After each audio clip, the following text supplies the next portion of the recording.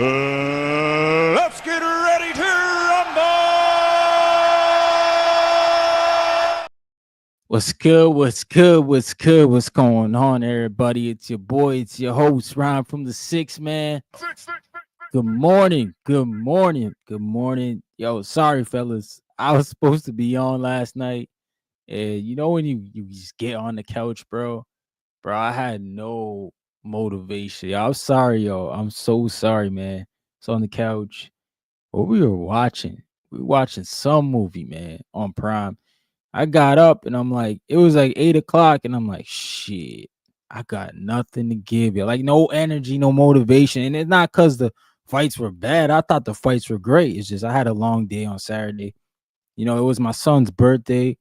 So we took him and his buddies out to go bowling, and then came back to the house. And my house, my basement was their playground. So they have fun and we have fun entertaining them. They had a good weekend. It was good. But I had nothing. I had nothing on Sunday, fellas. I'm sorry, man. And shout out to Polo Buck, because I see he dropped this last night. He said first, man. Oh no, he came with the Hector Bermudez. Yo, that's crazy. Yo, my guy Hector, man. You gotta come out here and address these haters, bro. They get too wild, Hector. Shout out to Chad from Canada. You got Z Pacino in the building. What's going on, brother? My man Chad, he said, I'm working, man. Entertain me. Don't worry, Chad. We gonna entertain, bro. We got Reggie in the building. Said, man, I'm tired. Oh, was you watching that? Was you watching that? Oh no, he said he got a baby there. I was gonna say, was you watching that fight this morning, Tacoma? Anyway, I just finished watching that. My man Mars said, bright and early salute, man. Yeah, that's why I'm on, because I was watching the Tacoma Anyway fight into Nakasha. Yo, shout out to that dude for making the transition to boxing. That's the guy who Floyd fought in that exhibition. He was the kickboxer. So he's a boxer now. And I think that was like his 8th or 9th fight. He just fought for a world title, but he lost to Tacoma Anyway. But shout out to him for making the transition, man. My man Reggie said, my man, we got a 2-week-old baby. So much sleep. Oh, salute, man. Congratulations to you and yours, man. Man, kids, they beautiful, bro. Best thing in the world, bro. Shout out to Mars. He said, I missed it. Yeah, man. It was on Tubi this morning. So, I mean, it was free. I mean, Tubi. I'm not sure about Pluto. I know that's what they were on last time. Tubi, Pluto, and Roku TV. So, I assume it was the same type of thing. And, nah, man, the stream was good. It was on Tubi. I was laughing, though. They had a Toronto Blue Jay, one of the corners was Toronto Blue Jays, bro. They sponsored the event. So I was like, damn, shout out to Toronto. I know we just picked up a Japanese player. So yeah, that was interesting, man. But shout out to Tacoma Anyway. He won the WBC title at 118. Was that the one that fought Floyd? Yeah, that's the guy, the small dude. He was fighting against Tacoma Anyway's little brother. And he fell short, but shout out to him, man. He really to me at least, he a kickboxer, but he's transitioned to boxing. And for him to have a title fight in like I think he's 8 fights in or 9 fights in. Let me go check to be sure, but I'm sure he don't got no more than 10 professional boxing fights. And for him to be fighting for a world title, you guys know how it is, man. That's not easy to do. And I know Cardenas was on the card as well, the guy who just fought Anyway. Yeah, Tanishan Nukaswe, that's the guy who fought Floyd. He was 7-0 before he lost to Tacoma Anyway today. And Tacoma Anyway was 20-2. So shout out to him for stepping up and fighting for a title this early in his career. The kid's transitioned well. I think I saw his last fight, bro. Can't tell you who he fought, but I'm starting to get into these small weights because of guys like Bam Rodriguez, Junto Nakatani, and even anyway. Like anyway is really the one who brought me to the small weights, if I'm being real. But you know, Bam Rodriguez will be moving up next year into 118. And I think, him against Tacoma anyway, that's a great fight, bro. That's a great fight. He said, thanks, bro. Baby number 4. And yeah, good fights this weekend. Salute to you. Yo, you got a nice big family there, bro. Number 4. He said he outnumbered by 2. You brave, man. You braver than me. Yeah, it's him. He was a undefeated kickboxer. Yep. Yeah, I know. And he's made the transition, and I think he made it well. He didn't look like he didn't belong in the ring with Takuma anyway. I thought it was a decent fight. I thought he lost majority of the rounds, but he looked okay, like for a dude who transitioned. But yeah, these are topics, man. We're gonna get into obviously the fight recap of the Ring Riyadh season card. Benavidez announcing surprisingly he gonna be fighting Zerto, man. I didn't see that coming. What do y'all think about that? And what's next for Devin Haney? If he can't get Ryan Garcia on the table, we want to see, Devin Haney fight. And truly, truly, truly, the Ring card turned out to be a great card, man. Like it lived up to the hype. I think that's the thing I was most worried about the Ring card, to be honest, y'all. Is like we were gonna get another stinker like Times Square. You know what I'm saying? Where some people even think like as far as like the Berlanga card wasn't great. A lot of people say that, Sabril, Matias, and Puello had the best fight. You say what you want to say about Shakur Stevenson. I thought Shakur Stevenson fight was great personally. But, this one up and down, you can't complain about this one.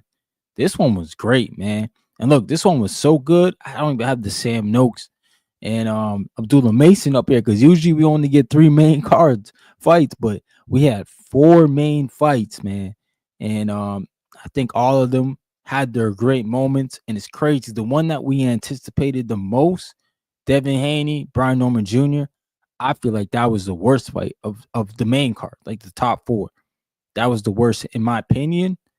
But hey, that's to each his own, man. But salute to Abdullah Mason and Sam Noakes. I'm giving them fight of the night. I thought they had the most entertaining fight. There was a lot of back and forth in there.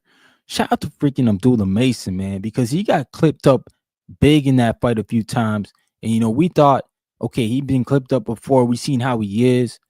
Nah, bro. He showed dog. Like he really bit down and took it to Sam Noakes. And Sam Noakes, he surprised me because he showed some elements that I didn't think he had. Great counter puncher. I thought for sure Sam Noakes showed he showed some real dog, bro. I was surprised. Sam Noakes surprised me, yo. He made a fan out of me. I want to see him fight the other guys in the division now. I want to see him fight the Mulatayas. I'm not gonna say dead, but not dead, but Shakur, but Schofields, Lucas Bodies. I want to see those type of fights, man. Sam Noakes, he gives people problems. Yeah, man, we can catch up with the chat here. He said, yeah, it's him. Yeah, it's read that. Yeah, I also delivered this one in the kitchen. Oh, shoot. Shout out to that baby, man. Right at home. Salute Trini BX in the building. What's going on?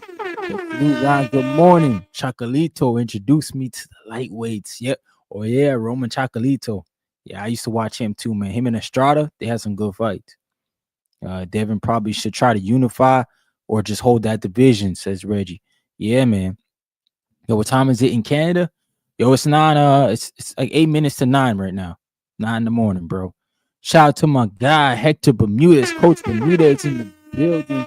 He said Rohan Balanco is back January 31st. Salute for the $2 super chat. Appreciate you, Coach, for dropping them chips, man. You know what it is over here. Let me find my shit. I want my chips with the dip. That's all I know.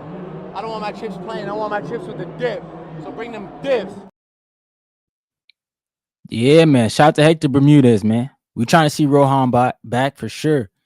And hopefully we can get that Rohan and Brian Norman Jr. fight cracking soon. That's what we all want to see, man.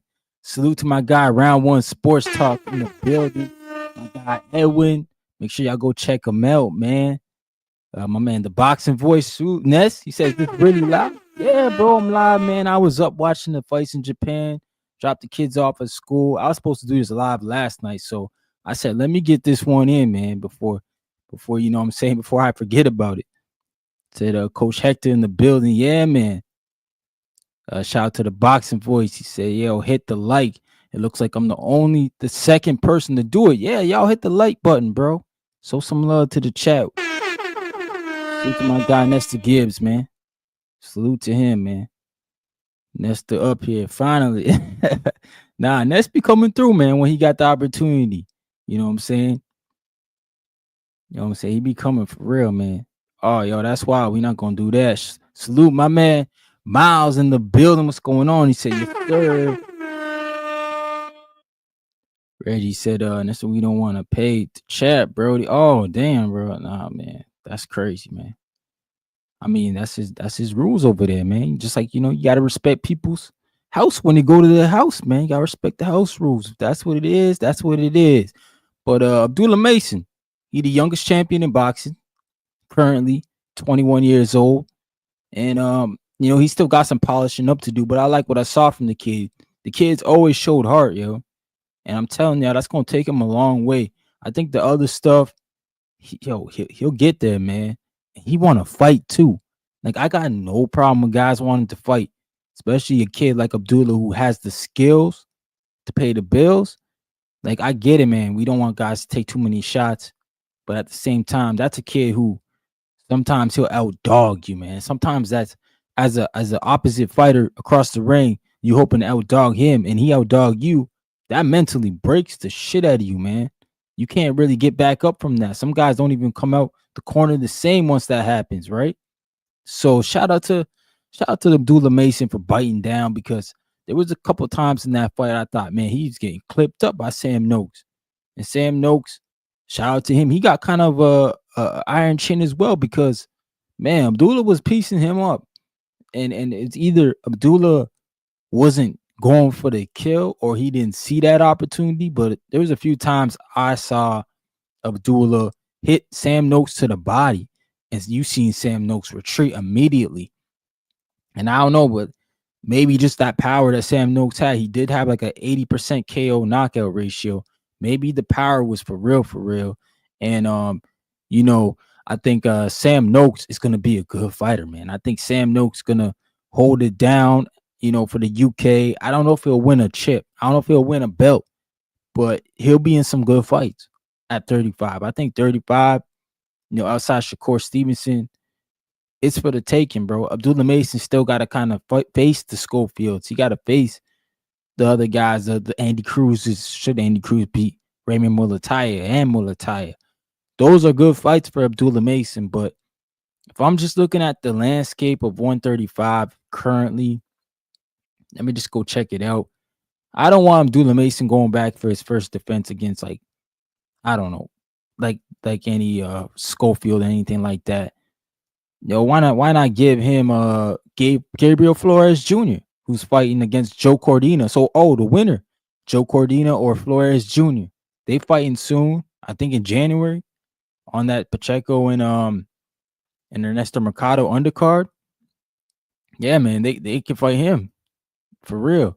So I guess Mason, yeah, he that guy, man. He gonna be here for a while. We gotta love that kid. He got some growing to do, but at the same time, he's a champ. So we're gonna ask him to unify eventually, right? So let's just hope he gets cracking to it. And I think he will, man. I think he's a legacy fighter. I think he'll move up multiple divisions like Devin Haney. Yo, he might crack out and end up being at 60 or 68 with this frame. But for now, let's enjoy Abdullah. Let's enjoy what he's bringing to the table, the action he's giving us, and we're watching growth right in front of us. And yeah, he's the type of fighter, man, we can get behind. He's exciting, man. He might be y'all next American star for real. And then we got Bam Rodriguez, who I'm giving performance of the night. You know, Puma Martinez, I think, is number 2 ring rated at the division. And Bam Rodriguez, let's be honest, yo, he made Puma Martinez look like he didn't belong in there with him. Yo, he made the dude look like he was just, you know, a normal fighter. And like, Puma Martinez is a former Olympian, yo. He an Olympian. And You know what I'm saying? Oh, okay. Hector said I have a few people that can defend against. Okay. The son of a legend, Armando Martinez. Okay, ain't he fighting? Armando Martinez. I thought I saw him fighting on that night, or is it Night of the Samurai card? I think that's who he's fighting. We'll see. We'll see. But yeah, man, shout out to Malcolm in the building. Can Scooby get a run back? Azim? Do you have other people, other plans? I mean, Scooby could fight Abdullah. Yeah, he could fight Abdullah. Yeah, Malcolm, this live, bro. This live, bro. We live, man. We live. We live, bro. Don't worry, Malcolm. I got you, man. I know the timing's fucked up, man. I was supposed to go live last night, but like I was saying earlier, bro, I was chilling with the wife on the couch. We was watching some show about some dude. It was on Prime, man. Shoot, I forget the name of it, but he like conned like $650 million off people in Hollywood. Shit was funny, bro. I couldn't believe that shit. He had a Ponzi scheme running, and I guess he got caught in 2019, man. Yo, it was crazy. $650 million he conned from people. Yeah, Scooby at 135. He can go against Abdullah. Okay. That might be a hometown fight then for Abdullah to bring it back against Kurt Scooby. Why not? Say, and Thomas Bloomfield. Yeah, shout out to Thomas Bloomfield, man. That Canadian boy. Yeah, let's go, Thomas. He said, nice. I like that. Heck yeah, bro. He said, I was said dope. Oh, okay. He said you big into local boxing, right? Yeah, man. Yeah, like the guy Thomas Bloomfield that Heck just talked about. Yeah, he's from Canada. He was on the national team. I seen him fight a lot when he was in the amateurs, man. He's a good fighter. Hector got something over there for real. I think that kid could give Abdullah problems because his dimensions too. He's like the same size as Abdullah. You know, long, rangy. He fight with aggression too. He a good kid, man. But yeah, Bam Rodriguez. Shout out to Bam. Y'all got Bam as top 5 pound for pound. I mean, shoot. Bam done showed levels, bro. Puma Martinez tried his best, bro. He tried his best. Marcos Maidana, you know, he was hooking off. He couldn't catch Bam though. He just couldn't catch Bam. And then when Bam gets into them modes, bro, where he starts matrix fighting, that's when I think he's at his best. When he's in the kitchen. You know, he was a lot outside on this fight, and I never really seen Bam like that. He's usually a right in your grill inside fighter, but y'all saw it when he got to the point where Puma couldn't hit him. This dude clean clocked him, man, knocked him out, 1 punch KO almost. And for a little dude, that's hard to do, man. I don't really see a lot of those little guys be throwing 1 punch killers. Like, you know, anyway be doing it. So we got to give anyway his respect. He be knocking people out like that. But Bam Rodriguez, nah, man, that was a beautiful counter. And if you watch the whole replay, it's like he saw that punch and saw that whole thing unfold, man. Like that kid, Bam, is definitely going to be one of the best fighters one day in boxing, bro. He's as long as he keeps going up. That's why I watched today's fight or this morning's fight, because that's 118. That's the next weight for him. And I hope Takuma Inoue can hold that belt until Bam gets there next year, because Bam got to beat up on Inoue's little brother. That's what he got to do if you want to get a fight. Go stop Takuma Inoue and go call out Naoya Inoue. That's how you do it, bro. You go stop his little brother and say, yo, I need you next. You got to go in the ring and be like, yo, I stop you, little bro. Pick him up. Now you got to come get me, man. Come get this get back. But we'll see what Takuma Inoue does next year with the belts. I know the Japanese fighters, they fight a lot. They do. They stay active, man. So anything can happen with Takuma Inoue. He's already lost twice. He can lose again. But I'd rather him hold that belt. Hopefully hold it till Bam gets there, so Bam can stop him. And then we can get a call out, a real call out. Bam facing Inoue, man. Abdullah should just fight Chavez. That's the next guy in line. What, at the WBO? That'd be his next defense, is what you're saying, Malcolm? I don't know, man. I haven't looked at the WBO rankings, to be honest. I guess so. Yeah, yeah, you're right. That's the dude with Pro Box, right? I think he's with Pro Box. He said, "Bam, pound for pound should be 5 or 6." True, I agree, bro. See, Pacino said generational talent. Yo, Bam is nice, bro. Once he gets his feet going, yeah, it's a rappy, bro. Once Bam gets his feet going, my man Reggie said, Bam is definitely the top notch. Absolutely, bro.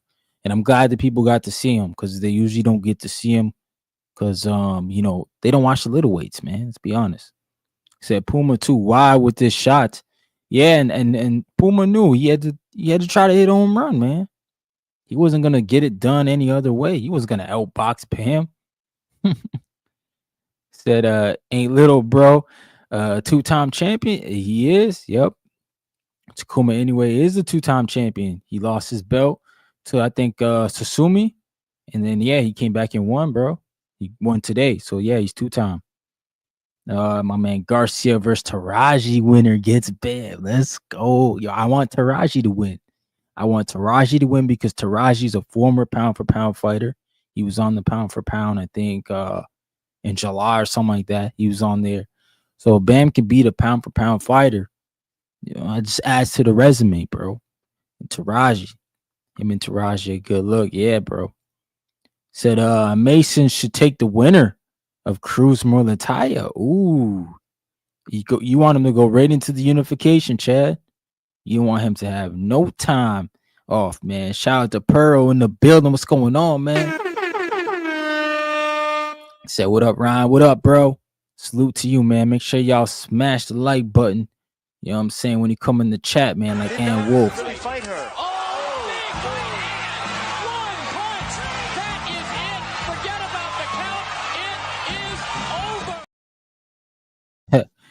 My man G-Von in the building. What's good, champ? He said Bam was just picking on that man. Nah, that's facts, bro. Bam was teeing off on him too easy, man.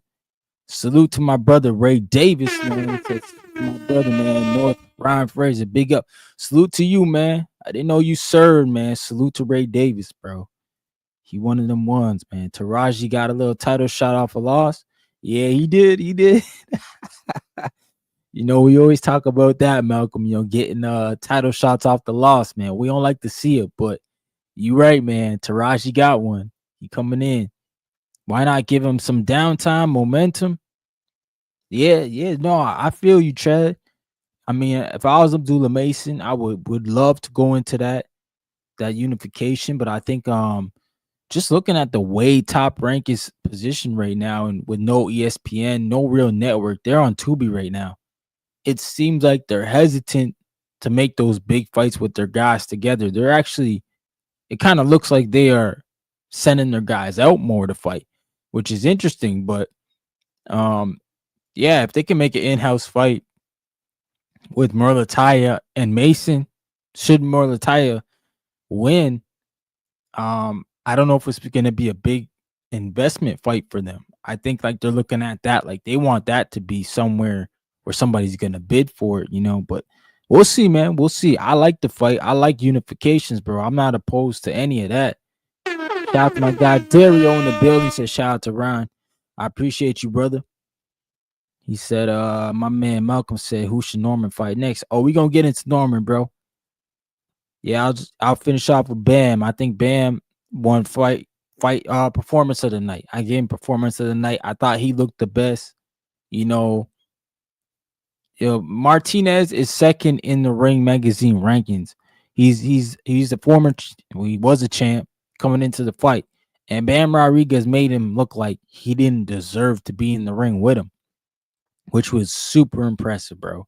I'll say that about anybody who can do that because a lot of people was talking about this next fight the same way. Like Devin Haney didn't belong in the ring with Brian Norman Jr. And shout out to Devin Haney. He proved the doubters wrong.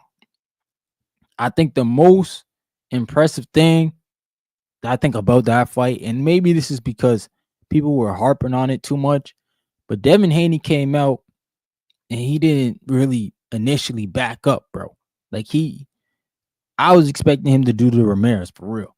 I'm not gonna lie, and that's because that's what I heard the whole buildup. It's how he's running, how mentally he's not there. And when I saw Devin come out, one, he looked a little bit stronger than Brian, like he looked a little bit bigger. And two, he wasn't scared of this dude. Like Devin came out, immediately was jabbing. Now I get it. The first round he wasn't really active. I don't think he won the first round. I gave the first round to Norman, but I was like, okay, all right, Devin Haney. This is not the Ramirez Devin Haney.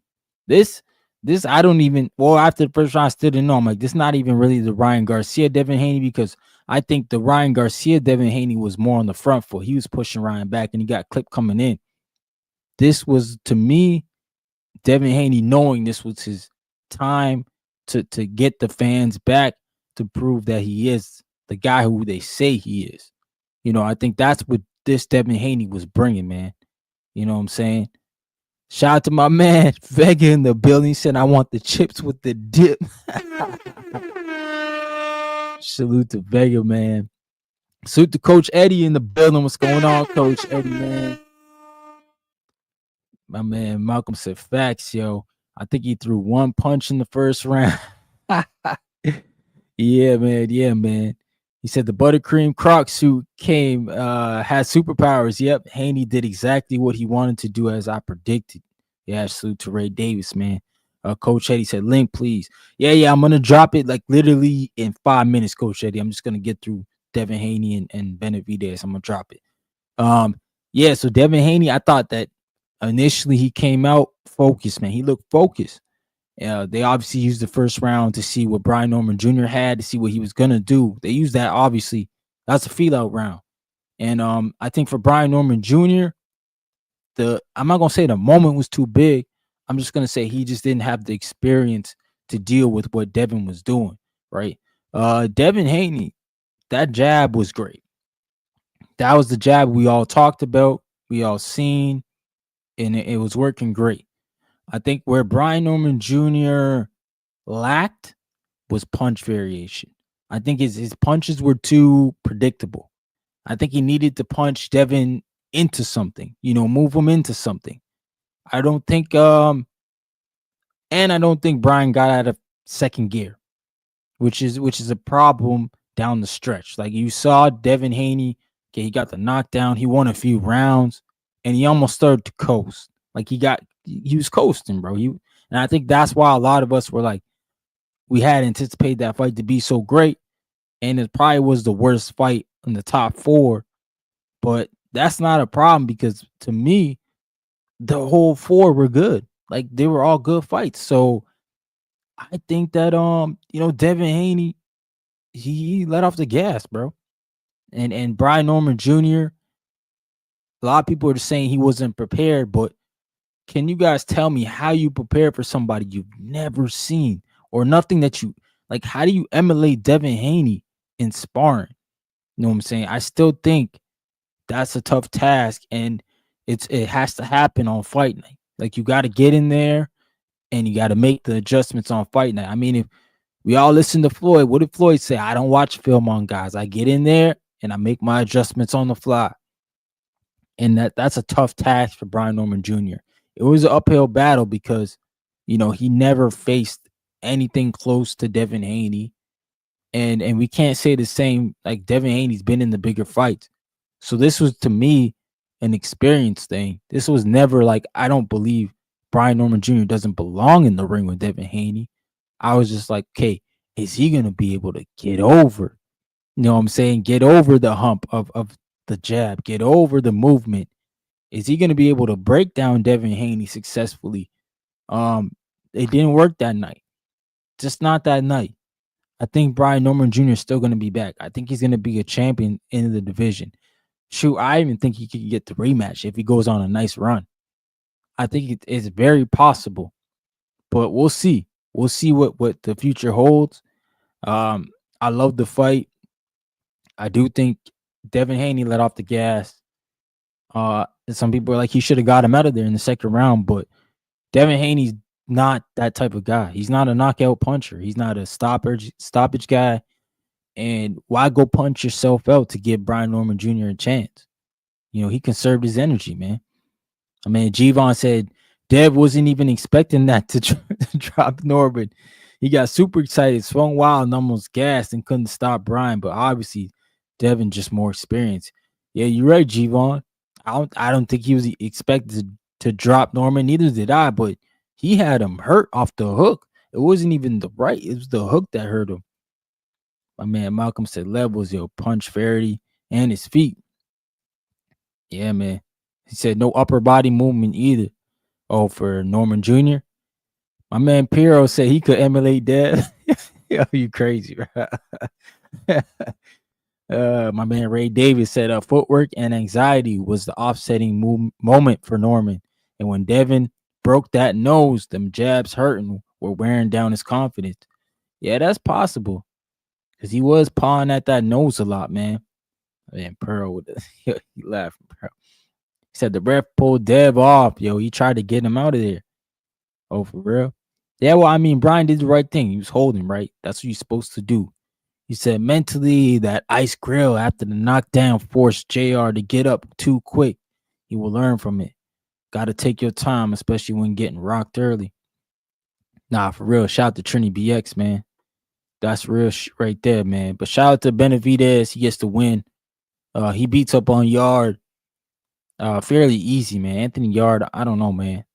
He just been mid to me for a while, but the Zerto fight, that's what Benavidez said he wants next. Zerto fight Cinco de Mayo weekend. Zerto's got a fight coming up though against Rob Safar. And I hate when people do this, man. We making up matchups, and Zerto still got to fight off of injury, no, off of surgery, not even an injury, off of surgery. And Rob Safar, he looked good against Sergey Kovalev. Like Rob Safar is a low key a good fighter, so he might spoil the party, man. He got to be looking at it like they disrespected me. They're not even giving me a chance, and we ain't even had the press conference yet. So Rob Safar, I hope you in the gym training your ass off, man, so you can go ahead and mess up this Benavidez and Zerto fight, because I don't like when Turkey Al-Sheikh be doing that, man. Like, wait till Zerto win and make Zerto announce it. Like, what the hell? Why Benavidez announcing that he fighting in Cinco de Mayo weekend against Zerto? But hey, we'll see, man. We'll see what the future holds. My man Chivon said bloody nose in every fight Martinez and Norman both possibly broke. Yeah, that's true, man. That's true. He says slaughters cooked your pet. Yeah, no, he slaughtered him, bro. That dude was looking crazy, bro. He was looking crazy, man. Opataya mad saying Zerto ducked him. Man, Opataya he been trying to settle his mandatory forever. So I don't know why he talking about ducking. He need to settle his own business. Yarde is all heart, such a physical style. He's in his twilight years, man. I think it's a wrappy for Yarde. I think he's taking too much damage. Let me throw the link in the chat though for Coach Eddie and anybody else who want to come up here and talk boxing. Shoot, hopefully it works. I don't know why I went in like that, but yeah, let me drop that link in the chat for y'all. And yeah, make sure y'all call in. Benavidez said he want to fight Zerto next, so he probably will he get stripped? Y'all think? I don't know what the WBC gonna do with Benavidez then for his 175 title. I guess they can't strip him. They just gave it to him. So I don't know if he'll ever fight. He got the WBA intern, so I don't know why he don't try to go fight the intern, man. But hey, it is what it is. Salute to my brother Malcolm in the building. What's going on, man? Ryan from the 6. How's it going, Yes, my brother? sir, man. Early in the morning, cooking. Yes, sir. Hey, shout outs to everybody, man. Shout outs to Ryan, Boxing Talk up north. Yeah, Beautiful brother. weekend. Beautiful Yeah, weekend. great weekend, man. Where do I start at?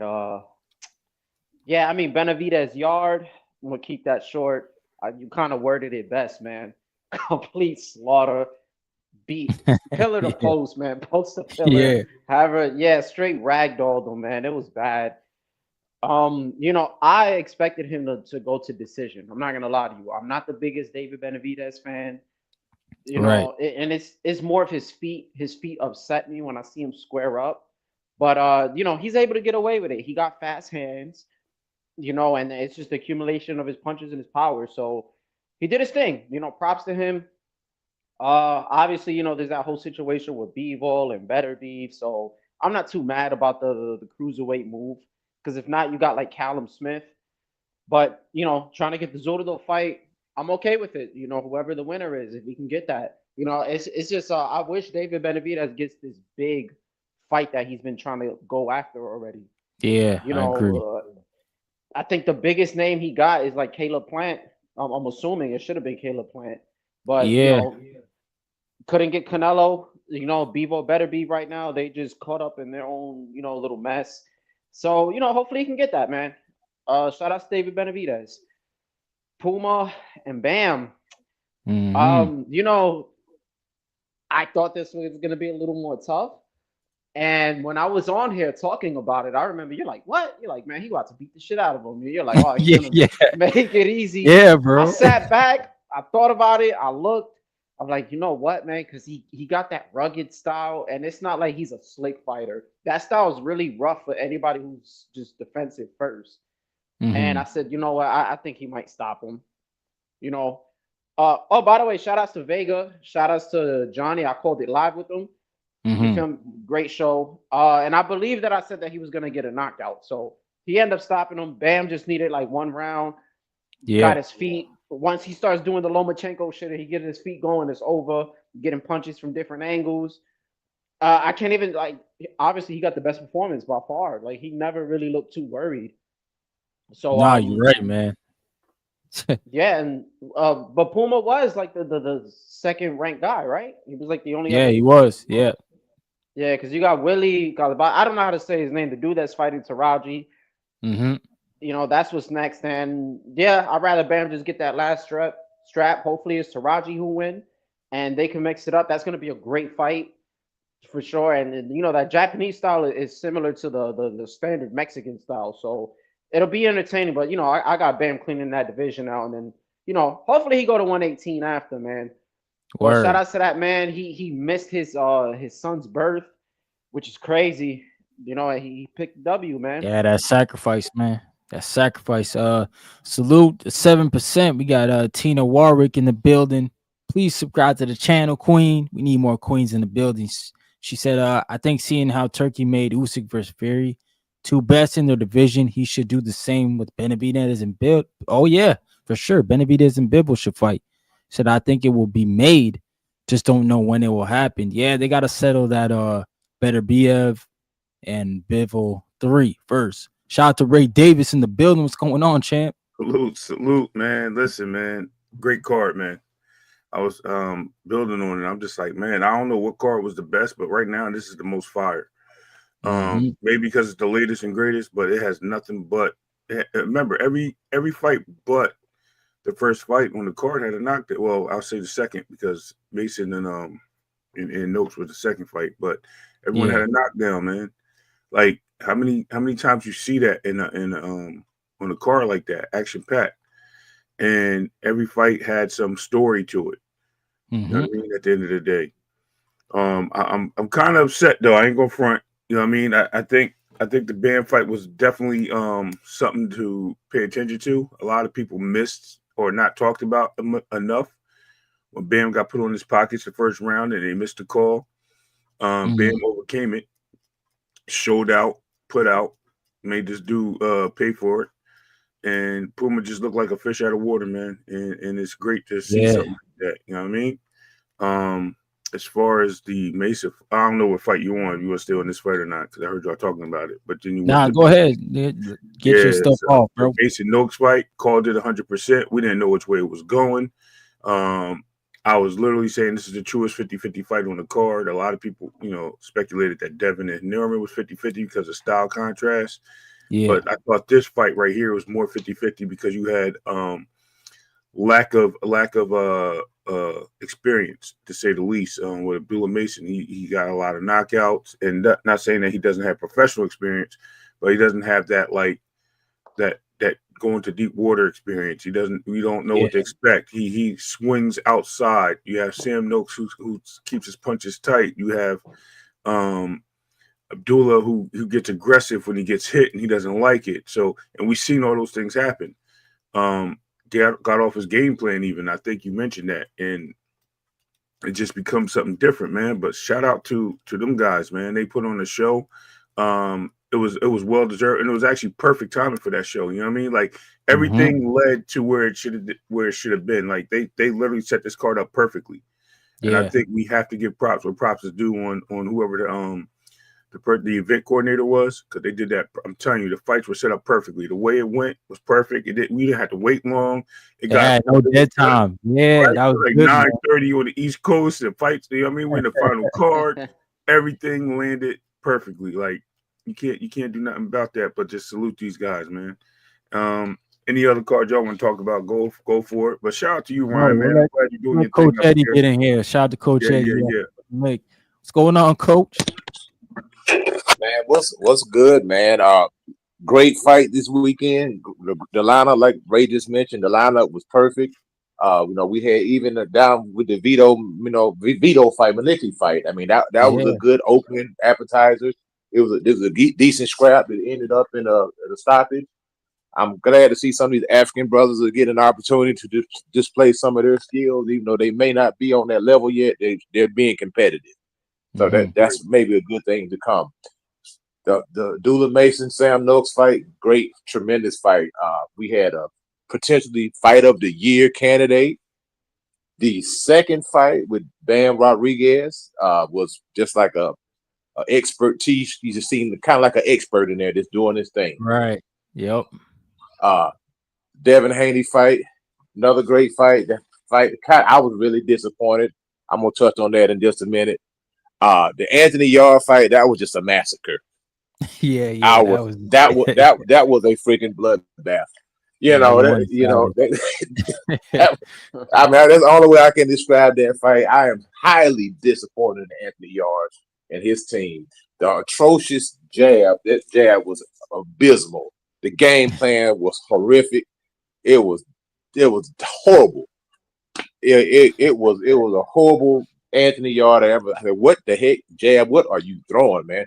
I mean, but I don't even. There's really nothing to talk about right there. It was just a freaking massacre. That's all it was, man.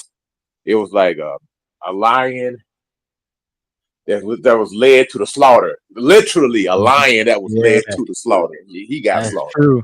That's true, man. Brian Norman. This fight is so complex. The Norman and Devin Haney fight, for the simple fact that I think the fight was lost 4 months ago. And I picked Norman. Oh, wow. You think so? Wow. I'm going to tell you where he messed up at. Brian Norman Sr. messed up when he started going back and forth with Bill Haney for 4 months. That's the worst thing he could have ever did. And I got Norman Sr.'s phone number. And I started to call him about a month ago. I said, look, man, stop talking to this dude, man. He's like a guy, I don't know if you ever played basketball, a guy that can talk you out of your game. That's Bill Haney. Right. Get you off your track, man. He got him off track. Every time you turn around, Brian Norman Sr., he's doing an interview somewhere. He's 3 or 4 hours on Mill City. He's over here arguing with BF. He's over here going to war back and forth with people in the chat. You know what I'm saying? And that's just like, bro, you're getting knocked off your square, man. You're getting knocked off. You're worrying about Bill Haney, and he's talking about Boots all the time. Dude, you're not fighting Boots. You're fighting Devin Haney, dude. Boots shouldn't even be in your conversation, man. What are you doing? And I'm going to tell you what I knew, that Brian Norman wasn't going to win this fight. When I seen Devin Haney come out and the walkout, and I seen the look in his eyes. I looked at him. I said, this kid's going to win, man. Yeah, he was ready. I said he's going to win. Just based off how he lost, he's going to win. When Brian Norman Jr. came out, he didn't look confident. He didn't. I mean, it was a glimmer of confidence there, but it wasn't as much as what I seen off of Devin Haney. I said Devin Haney looked extremely confident.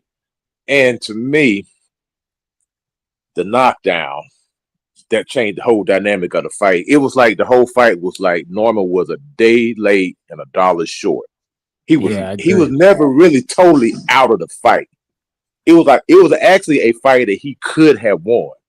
If he would have made a few more adjustments, he was definitely capable of winning that fight, but he was a day late and $1 short. The knockdown, that changed the whole dynamic of the fight.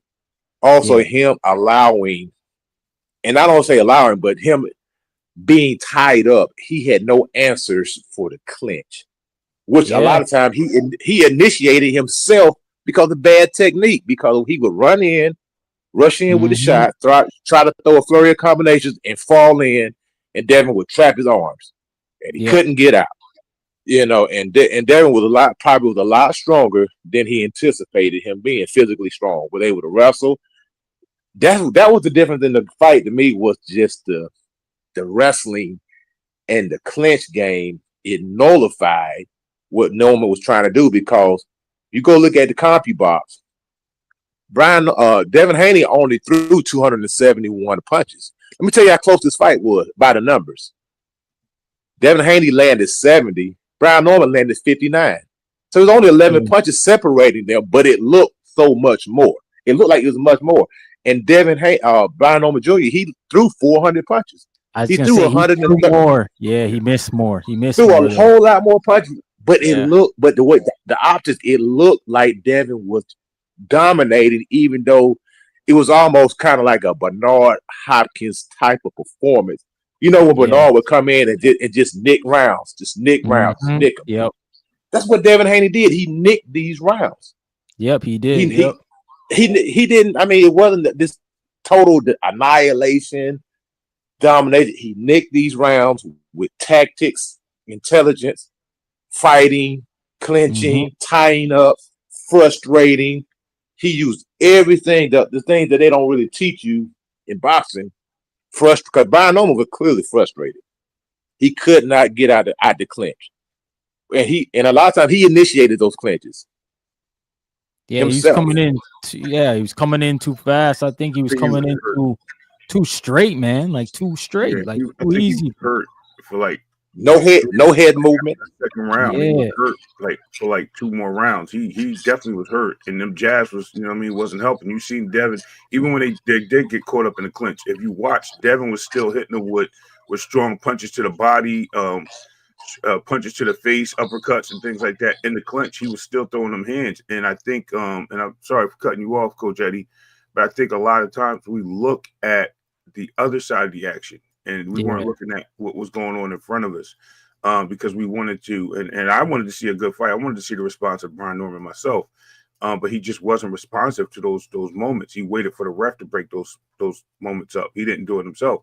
A lot of times, Devin pulled out the clinch, punching on his own. So it was definitely, like you said, a mind boggle on the Norman's part. And I think he didn't wake up until the 5th or 6th round. Once he woke up, then he started going forward again, and like you said, he's falling into shots, like bone rushing, because he looked like he was worried about losing on the cards. So he wanted to try to get back. But I agree with you. I'm gonna get to the chat quick. Tina, she said, I think Boots versus Haney would be a good fight since Boots switches stances as well. I don't think it would be an easy beating Boots the way he did Norman Jr. styles, more complex. Yeah, but Boots is at 54, so we're not going to talk about Devin being there yet. G-Von said Noakes and Mason was the best fight because we never know who was winning. Bam dominated, Dev dominated, David dominated. Yeah, I think we can all agree, though. The other fights, we knew who was winning, but yeah, Noakes and Mason was close, man. Definitely closer than the cards had. I thought the cards had it pretty wide. I had it like a 7-5. Yep. I think he barely just got it. Sam Noakes. Yeah. He was pretty strong in the beginning. Abdullah kind of started to figure him out. He'll be in there and exchange with him. The uppercuts. I believe it was the left uppercuts. They were clean. The one thing about Abdullah that I wasn't happy about is he could have used his jab more. It would have made it less entertaining, but he could have made that win a little more easier.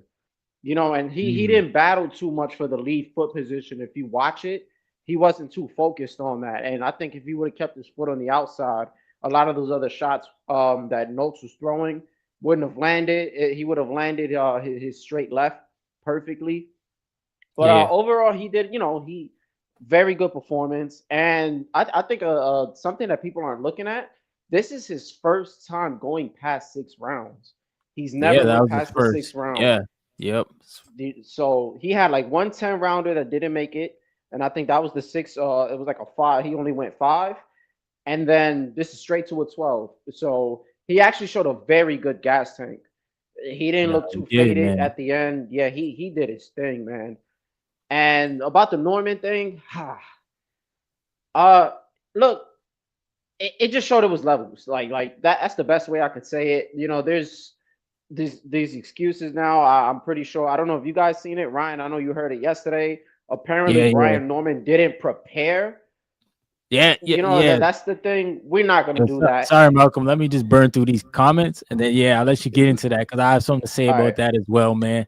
My man Z Pacino said Vito and Mason set the tone for the night. I agree, bro. They got stopped. Well, Mason didn't get a stoppage, but that was a hell of a fight, bro. They were throwing leather, those boys. Nason and Noakes. Noakes got a freaking chin because there's a few times that Mason landed clean and he was right there landing back. So I was like, yo, this is gonna be an awesome fight. Z Pacino said he was in rare form. I guess talking about Dev. Tina said Boots, I think, would have been worse for Norman Jr. I think seeing what Haney was able to do, Boots switching stances, would have been a nightmare for him. Yeah, I guess so. See, Pacino, this was Floyd versus De La Hoya. Ooh. Are you talking about Devin and Bryant? Gamemanship. Yeah, it definitely was gamemanship. Z Pacino said mixed with some Andre Ward tactics. He said it was relentless pressure. Noakes wouldn't allow him to use the ring and dictate the pace. Yeah, that was a good showing by Noakes. But yeah, sorry, Malcolm. Go ahead. Say what you're saying about what the excuses are now. Oh yeah, man. I love it. I love the excuses, man. It's just now you know the what was it? He underestimated him. Mind Yeah, you, they yeah, both said that they're not taking Dev lightly, both senior and junior. They've already said it. And this is just coming from fans. Either fans or just haters of Dev haters. And it's just look, Brian Norman came in first round, he was fine, got dropped, and he realized what he was in. Like you yeah, could prepare all you want, but he just wasn't ready. Like they had a certain game plan.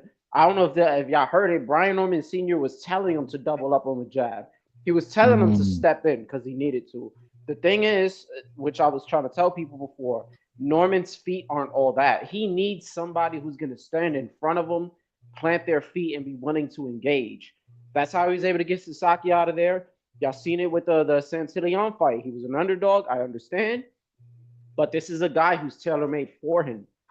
And Devin was just not in one space at all. You see, he had very good upper body movement, and Brian Norman just didn't know what to do. He didn't know what was coming from Devin, and that yeah, jab, and it wasn't a normal jab. It was an up jab. It was coming from that low angle. It's hard to see. It came out fast as fuck, and if anybody ever got hit with a jab before, it's it kills your ego when you can't see. When it's that fast, you kind of like hold up. You know what I'm saying? It just throws off your whole rhythm. So props to Devin. He did his thing. Norman will bounce back from that. You know what I'm yeah. saying? I But we're agree. not gonna say he wasn't prepared, or we're not gonna say that they underestimated him when it's just plain and simple. They just weren't on his level. Word. Nah, I agree, I, man. I'm going to say I'm going to say they did underestimate his power. I think they did underestimate that. I'm gonna tell you why. Because right before he got knocked down, Brian Norman Sr. tells his son that Devin can't punch. Yep. He Mm, planted that seed in his head. He said he can't punch, he can't hurt you. And in the very next round, he goes out and gets clipped. So yes, you can underestimate your. I don't think they underestimated the ability. I think they underestimated the fact that Devin Haney had the potential and the power to knock him out, yeah, and that was a shock to them when he came in and it was the knockdown changed the dynamic of that whole entire fight. That's Yeah. what they did not bank on, and that right You there would, sent a message. I sent a message very early that look, I am not to be played with. If you mess up again, you may be sitting on your pockets one more Yep. time. Yep. and And you that's would think facts. you would that. think that they would have known that he had some kind of pop because even Regis said he has sneaky power. Everybody with some kind of 10 or 8 ounce gloves is going to be hitting. You know, so I don't even know why they kind of looked at it that way. Just take one punch. I think The we just cleanest need punch. to listen to the consensus, like what people say they see Dev in the gym doing. And I think Dev was unleashed on this fight. I think he came out, he was ready. They knew he was ready, and it was exactly what it was. So when you get into a situation when you're underestimating your opponent, your footwork, and the thing is, you went into the fight trying to mimic or fight his fight, like you said, and I've been calling it, Coach Eddie. You heard me on the channel. I said, listen, this is going to be like really bad because Norman's saying he can box. Oh, my son can, my son could do this. My son could do that. Y'all gonna see. You know what I mean? So like they're working on footwork. They're working on boxing. They're not working on a knockout because he believed that was already there. They didn't like, you know what I mean, work on the defense. You seen that. They didn't respect Devin's like you said, power. They didn't respect his IQ in the ring. They thought that they knew who he was. They watched him run around the ring, and like I said on my channel the other day with Clay, I was like, look, this dude has this dude really went in there with the perception that Devin was going to run. It makes hindsight now what Bill said about Devin just working on not getting hit with the left hook, not throwing the jab with Ramirez. He didn't throw a jab really with Ramirez. If y'all noticed, he was working on that. That was something they worked on in that fight. And I think that was meant for Ryan. And you just so happened to be another power puncher that Brian Norman got in the ring. Devin felt, and you can see the look in his eyes, bro. Like his eyes were like so black, bro. I hate to say it. I was like, yo, this dude got that look. He got that killer instinct in him right now, and you can see that with people. And Devin came out in that fight with that killer instinct. When he was amped up on the ring and jumping around, everybody said it was nervous energy. I even told Clay, I said, Clay, is it Brian that has nervous energy? Is he trying to not like show that he's right, like the show's not big for him? But Devin sitting here like showing you like, look, I'm amped up. I said, I think people are mistaken. I said, if you notice when Devin turns around and walks away, Brian Norman smiles. So was he really in character or not? I said, we got to remember that this is a facade. Sometimes people say things and do things just to manipulate the viewership, right? But we have to wait and see what really happens in the game. And once they got into the game, we seen it. It was basically, as you would say, one-sided. Yeah, definitely was, man. You got anything to add on that, Coach Eddie? Everything he said was right. I think, like I said, when I went back, I rewatched the fight, and I had it 4-8. It was that I was able to find 4 rounds that I clearly thought Brian Norman won. In the other round, it was just the experience. Of course, the knockdown that gave him the extra point. Yeah. But to me, it reminded me of a Bernard Hopkins type of performance, because you hear Bill Haney saying we're using up the clock. I'm listening to the instruction. Keep turning him. Keep tying him up. Use up the clock.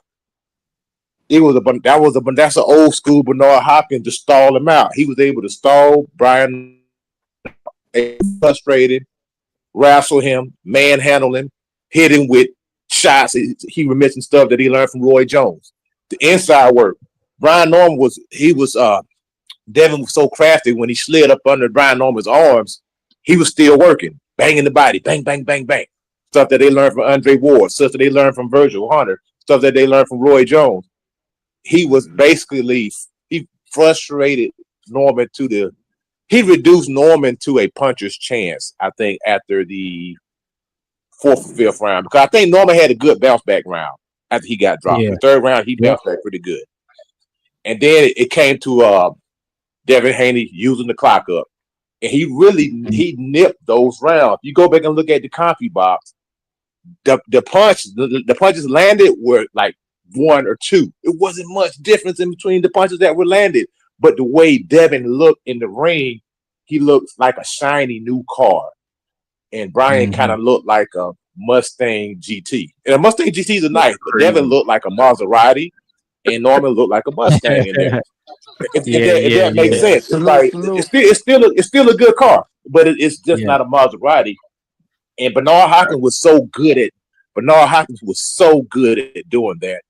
Bernard Hopkins would stall you out. He would, make certain moves that look good, but he wouldn't be really doing anything. He would feint you, and he would slide around. He would be moving around nice and classy and making everything look sharp and polished, and then he'll steal you. Bang, bang, steal you. And he always rounds that would he nipped them. And Devin Haney nipped those rounds. He knows how to win. And he nipped those rounds. And I was disappointed in the way that Brian Norman reverted back to his showbox days. Simply running in, loading up, leaping left hooks, leaping right hands that were missing by a whole lot. Instead of, he should have got his Sean Porter on. Because Sean Porter, one thing about Sean Porter's not going to allow you to tie him up. He's going to pull those on free. Lomachenko's the same way. Lomachenko's great at you're not going to tie Lomachenko up. That's something that they did not work on. Or maybe they did. I don't know. But it seemed like to me, it takes two to tango. And I think that Brian Norman was actually conceded to falling into the clinch. And allowing himself to be tied up and be wrestled and let Devin Haney sling him around and wear him down. And like I said, they said the jab was frustrating him all night long. Busted his nose up, had his face looking crazy. And then he every now and then he'll send a hard 1-2 down there, bang, bang, just to remind you of what happened in the second round. Don't forget. Yeah. Don't forget. You get crazy, I'm gonna drop you again. He controlled him. He controlled him. That's all. Devin controlled him. What up, Trini BX? What's going on, man? What up? Boxing up north, baby Ryan. What up, Malcolm? Sir, man. What's good, Ray? Coach Eddie, man. What's up, man? I be listening to you on Coach. Respect, man. Salute. Salute, man. A lot of lessons were learned for Norman Jr. that you can't teach, man. He learned a lot in there, man. He's only gonna get better. Devin might go down as one of his best teachers, man. Fuck around like Mayweather did with Canelo. It's a lot of lessons being learned there, man. And Norman Sr. admitted that his son bypassed his knowledge. He had to go study. So now he need to take a page from Bill like he been doing and take that boy around, man. Take him to Roy. Let him start getting his absorption on. The kid got a good boxing mind. He gonna learn a lot. I rewatched the fight as well. He back great, man, after that, man. A lot of other young guys would have folded with a big name like that in Haney in another country fighting at that time after getting rocked like that. A lot of guys would have folded, man. So, yeah, man, I'm proud of him, man. He got landed 2 great body shots against the rope in the 6th round. He was adding on. He got to work on that jab.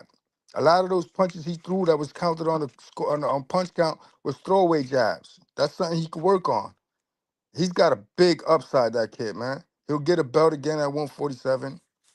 And it's a mentality thing, man. That ice grill after he got dropped from Devin was calculated, man.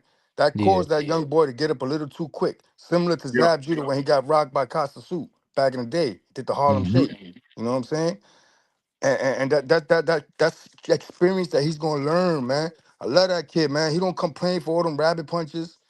They even got a nice elbow in there. I gotta pinpoint the stamps, the time stamp, man, because that's something that they need to work on, man. Sneak some in there, man. The ref is in there for a reason. If you can get away with it, you get away with it. That's what it is. And Norman, man, with the chest bump, like the 9th, 10th round, man, in the corner, man, he was waking up. This was not a bad loss, man.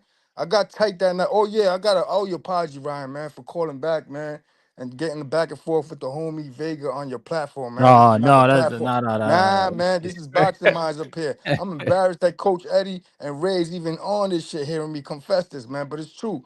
I got a little, in my feelings over barbershop talk, because I respect Vega's mind a lot, man. You know what I'm saying? So it kind of, I got blindsided there, man. But it's all good. We worked it out. I just want to owe you apology for that, man. This platform is not for that. You know what I mean? This is boxing, real talk, real generals up here, man.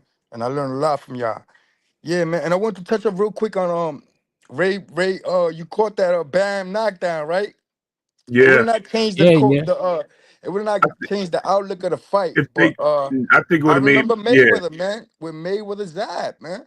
I think it would have made. That could have changed the outlook of that fight. Nah, Because I if you don't think see so, that, fellas. hold on, Nah. no, hold on. Just hear me out I know what just you a mean. second. Hear me out I know what just you a mean. second.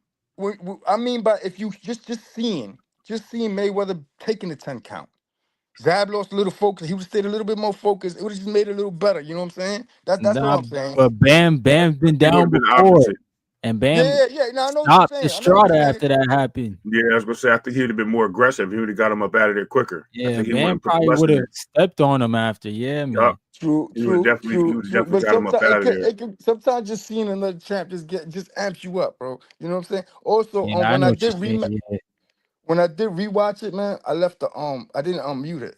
I didn't mute it like I usually do. I let them and yo, oh, they okay. called my guy fucking Cardenas a motherfucking cab driver, yo. Yeah, they'll call him the Uber Yo, driver. Yeah, they were yeah, man, disrespecting him that shit had still. me like, yo. They said, yeah, he got knocked down by a cab driver. I'm like, what? But Yeah, then they were Vegas said that disrespecting. he admitted to like delivering Uber or whatever. But that just makes it worse because like you take that kid right and you have him just training sponsors that he could just train and fight. He's on another level. It's Right. just the tone they use, man. I was like, yo, that's why I be muting these fucking fights, man. Now I'm muted. I listen to Johnny or Claymore, man. That's what I'm gonna be doing from now on, man. Word. What's up, Yeah, That's what's I up. Malcolm was didn't. good.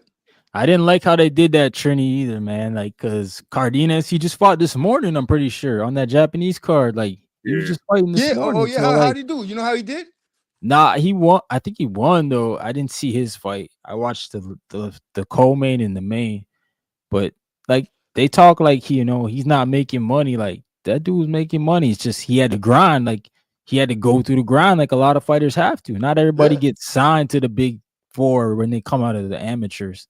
It's Like, that entertaining rarely too, man. happens.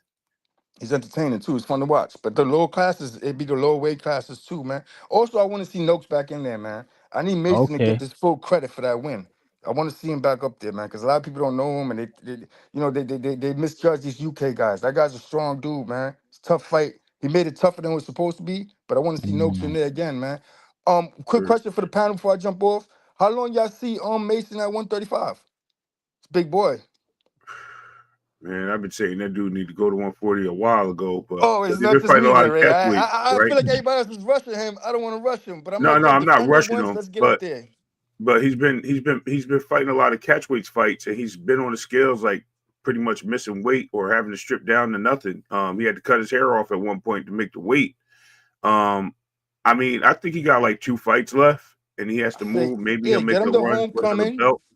I like the homecoming. Put Tiger Johnson on him. Put Bell on that. Let him get a nice homecoming. Maybe get another champ and then move up to 140. Mm. Right. That worked. That worked. I'm I gonna think keep he'll make listening, some. He'll G's. make some I gotta get a noise little up there. rest. But And he's a always good WBO listening champ. to y'all. Like the Y'all champ stay up up, there. man. Ryan, respect, man. Salute to all y'all. Salute. Yes. And I like that question because if you put if Shakur wins that belt, does Abdullah Mason take advantage of that WBO movement? You know what I mean? Oh yeah, when you And move move up, up yeah, and fight yeah. Shakur, who's right there from 135, so it's not really a big take. I mean, I don't think he's ready for Shakur. Watch based on what I watched, he gets too emotional in the ring.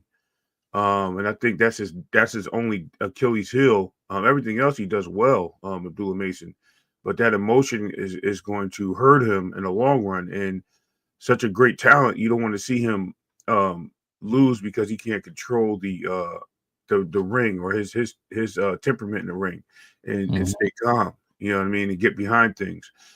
Sam Noakes took him out of his element. I heard you guys. I just heard Sam Noakes was making him uncomfortable. But he did because he knew how to. He timed him out after the first round. He timed out Abdullah Mason. He was coming in with those jabs, those leaping jabs on timing. Abdullah Mason had no choice but to go inside the pocket with him because every time he stood outside, he was getting timed. He was getting hit with double jabs, and it Yeah. was crazy. So, I mean, shout out to Abdullah Mason for what they said. They said he wasn't listening to his corner, but adjusting as a fighter and seeing where he needed to fight. I just wish like I said, I just wish the temperament wasn't there so much where he was trying to go for the kill and he could just box and just score points more because that fight was so close. I had it 7-5 as well, and I think he stole that one round because I had it as a swing round when Noakes rocked him, and I thought Abdullah was going down, and Abdullah bounced back and rocked Noakes into the ropes and almost knocked Noakes down. But I think Abdullah on Yeah. spot was a little bit more serious. So. Um, in that moment right there, I was like, yo, Abdullah got that round to me. You know what I mean? Everybody may have their own opinion on it, but that was a big difference in that fight. I think that's weighted. Hey, brother, I want to ask you guys a question. Now, in the Norman fight, you seen how one scorecard was 113, 114, right? Yeah. So in essence, that was a draw. Now, I'm gonna say this. Yeah, without the knockdown. Yeah, I'm gonna say this, dude. I could see how they can come to that conclusion. I'm gonna tell you why. Because a lot of times the judges have preferences. They have what they like to see. That judge may have been looking at Devin Haney as like, this dude is holding too much, and he may have had some biases already in his mind, and he was looking for that because there was a lot of clinching in that fight. Initiated, and I'm not attributing that to one guy or the other. I'm saying it was a mutual thing. In my interpretation, because Brian Norman was clinching just as much as Devin Haney was. I agree. Takes two. It takes two. So I'm not going to say that Devin was doing all the clinching. I think it was a two-way street. I think a lot of that clinching was initiated because of poor technique and closing the gap the wrong way. Where Brian Norman was, 2 or 3 shots and he'd fall in on his shots, and Devin would wrap him up and hold him and tie him up. There was a lot of clinching in that fight, a lot of headlocks, a lot of turning. It was a lot of wrestling in that fight, and I think that's why that judge came to that scorecard 6-6. Because, like, again, a lot of them rounds, man, they were nicked. Outside of the knockdown, they were nicked. And Devin Haney would, of course, he would land. I think the jab is what won. The accuracy of the jab is what won the fight for Devin also. Because you remember those shots where you see Brian Norman's head flying back. Bang! You see his head fly back like a pest dispenser. Well, that's easy to score right there. Oh, dang, great jab. Yeah, when there's not a lot of action. There's not a lot of action going on. So that's what I'm saying. That comes down to that. I call it the Bernard Hopkins effect. Bernard was great at doing that, nicking these close rounds, man. Andre Ward, he done a lot of that too, nick close rounds. Well, he just done enough just to get on top and make it look a certain way. Even Pacquiao too. Pacquiao would steal the last minute.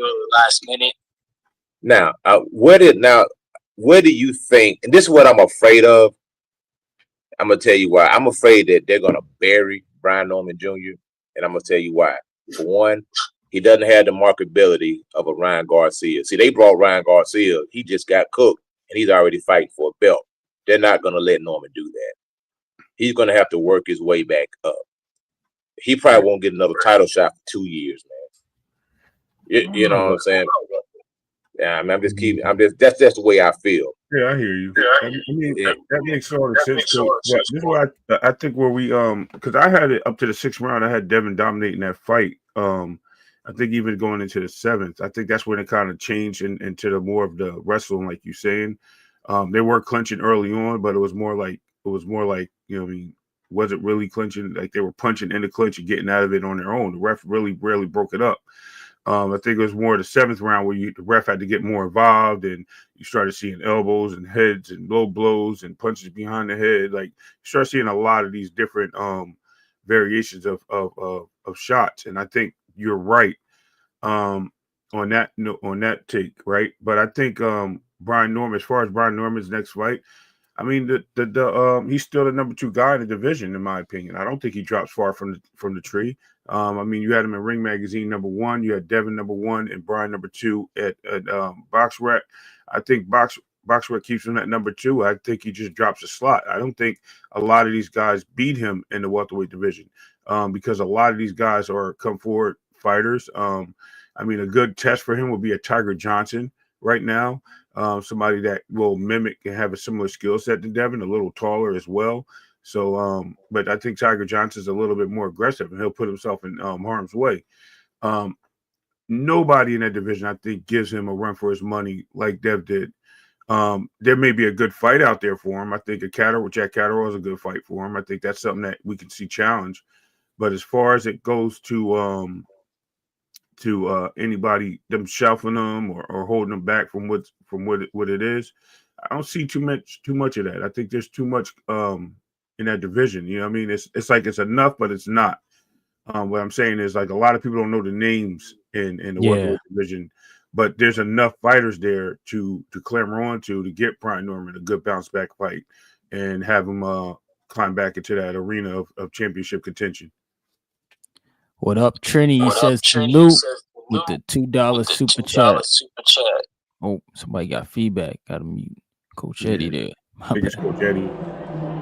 I want my chips with the dip. That's all I know. I don't want my chips plain. I want my chips with the dip. So bring them dips. Yo, we got Birdman in the building. He said, shout out Ryan from the 6, Trini, Swiss Beats, BX. Ray, today was a good day. And Coach Eddie. Salute, man, Birdman.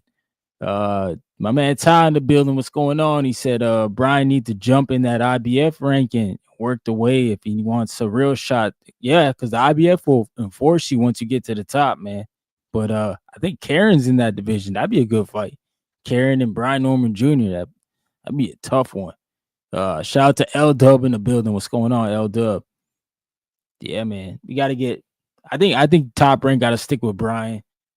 You know, they don't really got an option, man. They don't have another guy outside of Rohan Polanco there and Tiger Johnson. So it's a division that's wide open. Why not keep those guys still in that pool fighting for the titles, man?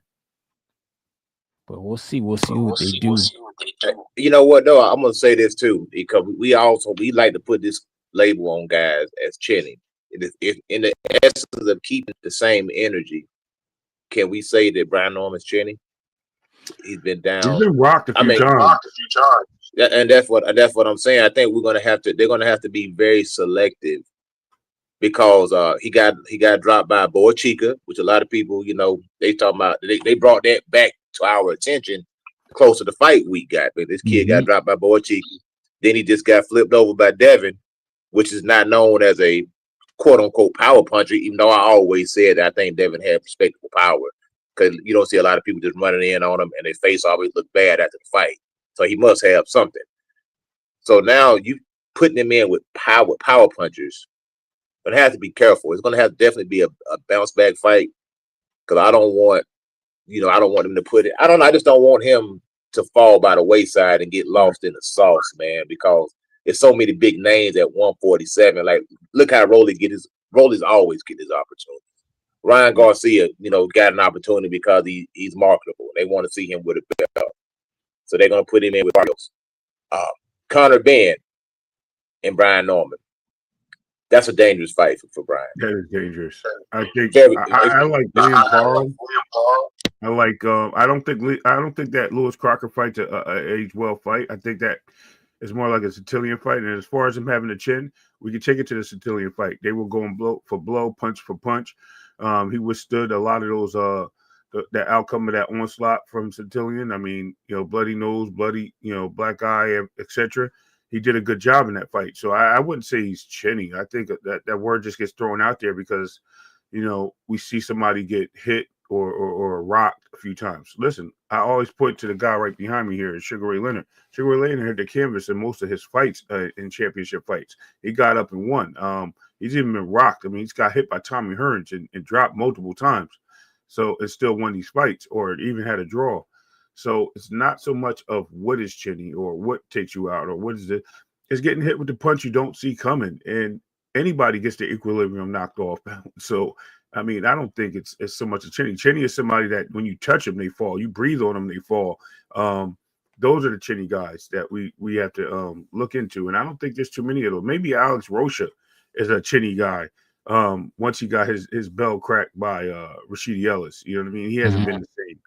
But as far as anybody else, man, I think there's a lot going on for him. I don't like the Conor Benn fight. Conor Benn looks scary to me. He looks, when he bounced out of that fight with he talked all that shit about Devin and talking about how he gonna go in there. He want to fight Devin, the winner of this fight. He wants to fight this guy and that guy. He don't want no part of that. But here's another one I want to throw out there. Richard Hitchison. I'm sorry, Richardson Hitchens. I don't know. I got that from Clay, the other name. Richardson Hitchens stated that he wanted the winner of this fight, which I don't think he's going to get because he's moving up from a different division. But that would be a good test for Brian Norman. I think that's a great chess. It's a similar style fighter. I always call him the Backstreet Boys of Devin Haneyville. I think he's a similar output.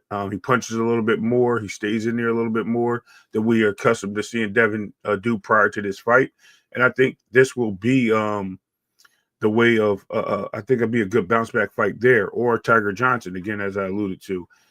Anybody else, I think it's going to be just similar fights that he already had an easy stoppages for him, and I don't think the stoppage thing is for him. He needs rounds. He needs boxing. I think that's where he needs to go with. What's up? What about Rashid? What about Rashidi Ellis? He's already at 154.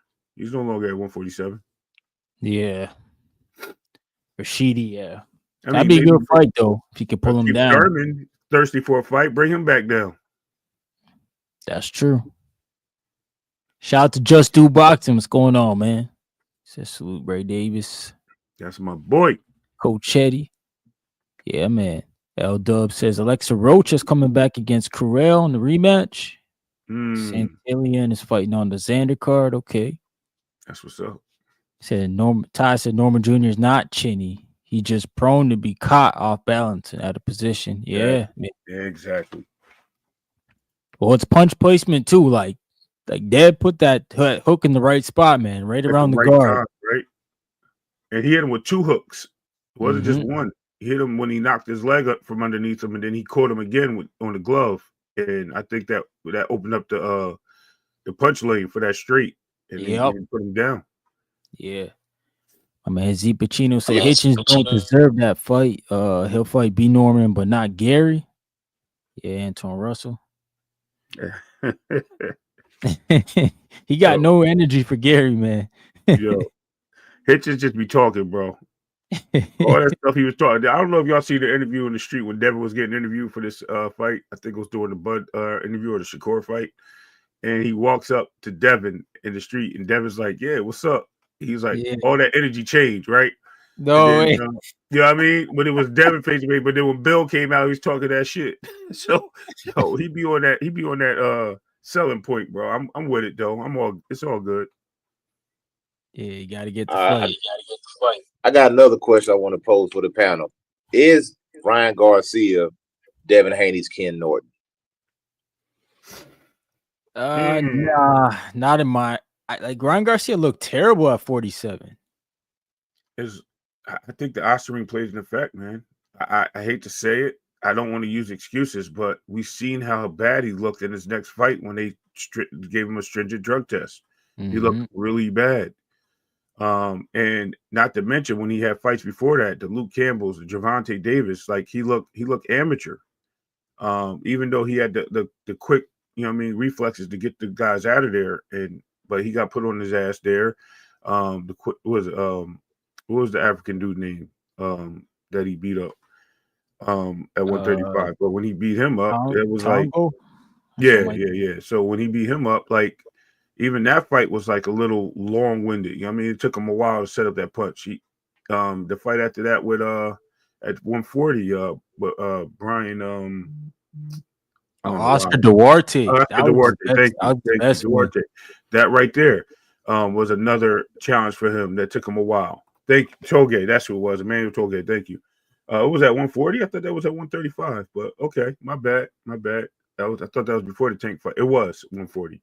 But then he just shows that he has a lackluster of boxing skills. Quick wits. Very fast hands. He's offensive. He has no defense, and I think Ryan falls back into that straight fallback, and that gets him caught all the time. But yeah, I don't know, man. It's hard to say because Devin, I think, goes into this fight differently if they fight again. I don't think he goes in there to be the aggressor. I think he slows it down like he did. He makes Ryan make the mistakes, and I think he capitalizes.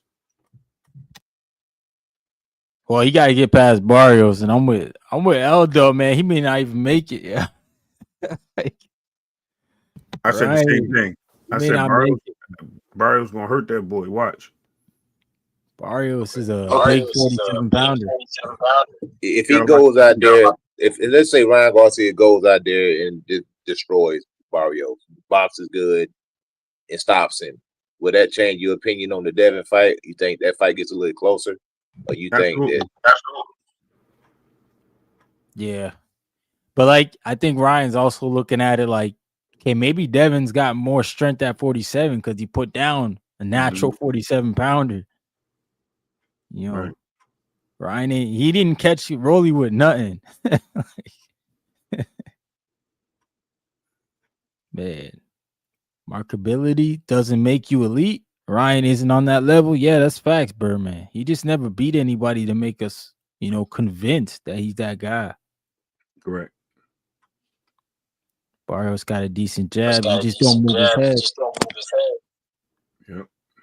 And this is why I'm so intrigued, about this Ryan Garcia fight, if they're able to get the fight, because I want to see what it actually looks like. Because I know sometimes in boxing, it just sometimes a guy has your number. He may look terrible against everybody else, but for some reason when he fights you, he rises to the occasion. Bring You, it you know what I'm saying?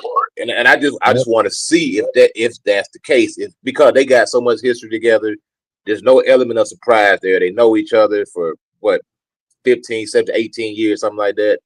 And a lot of times it's like sometimes those fights they just work out like that. They can fight 10 times out of 10 and they're always gonna be competitive, one way or the other. So I just want to see, can Devin go out there and do the number on Brian Garcia? You know what I'm saying?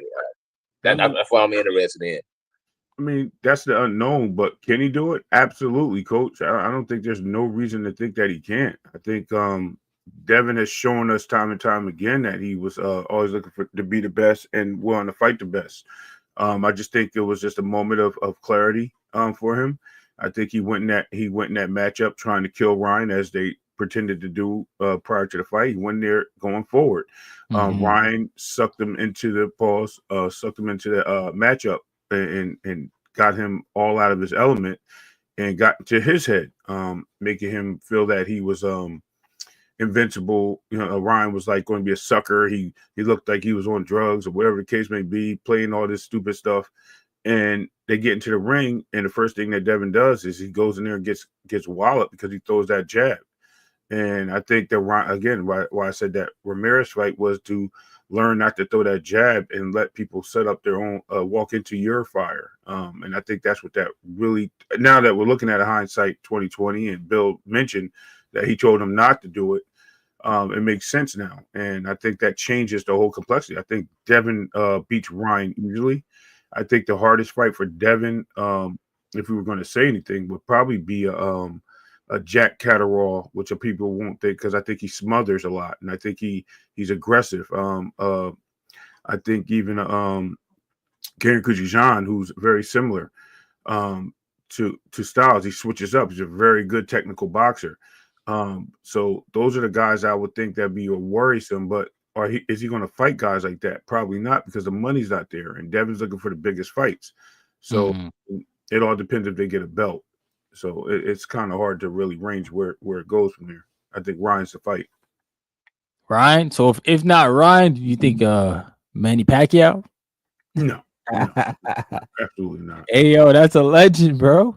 Absolutely not. Absolutely not.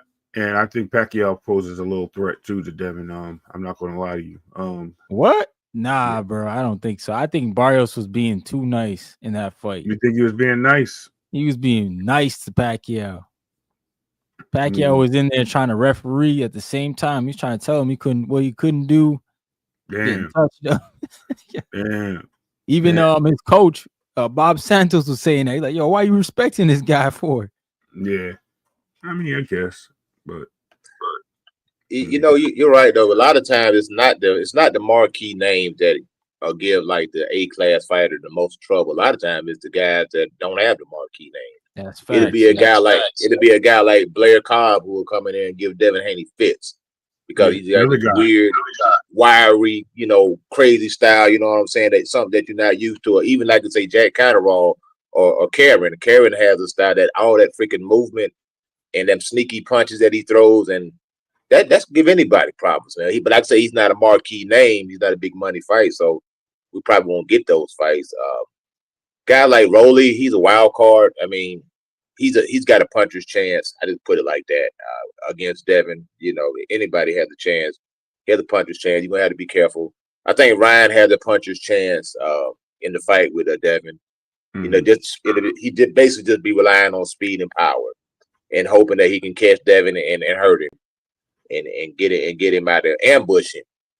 You know, if he can because that's what he kept ambushing Devin, and he was getting caught on the bad end of those exchanges. So it's a lot to be at. I think Devin will be undisputed at 147. Right. In my opinion, right. I think he captures all those belts. I think he holds on to them for as long as he wants to. If he decides to move up, I don't know if he'll do that or not. He may not. I think 54. I wouldn't recommend moving up right now. Maybe 2 or 3 years from now. Yeah, if you want to move up, test the waters when the kind of coast is clear. I don't think he's ready to jump in that. I'm not trying to hate. I don't think he's ready to jump in that pool. That's what I used to say about him moving to 147. Nobody wanted to go up there because Luke was there, and he proved otherwise because he had to. I just think that it's going to be hard for him to capture these belts because you got Eddie Hearn in a lot of these conversations for these belts. Like he's in a lot of these sanctions in the top 3 or 4 in these sanctions bodies.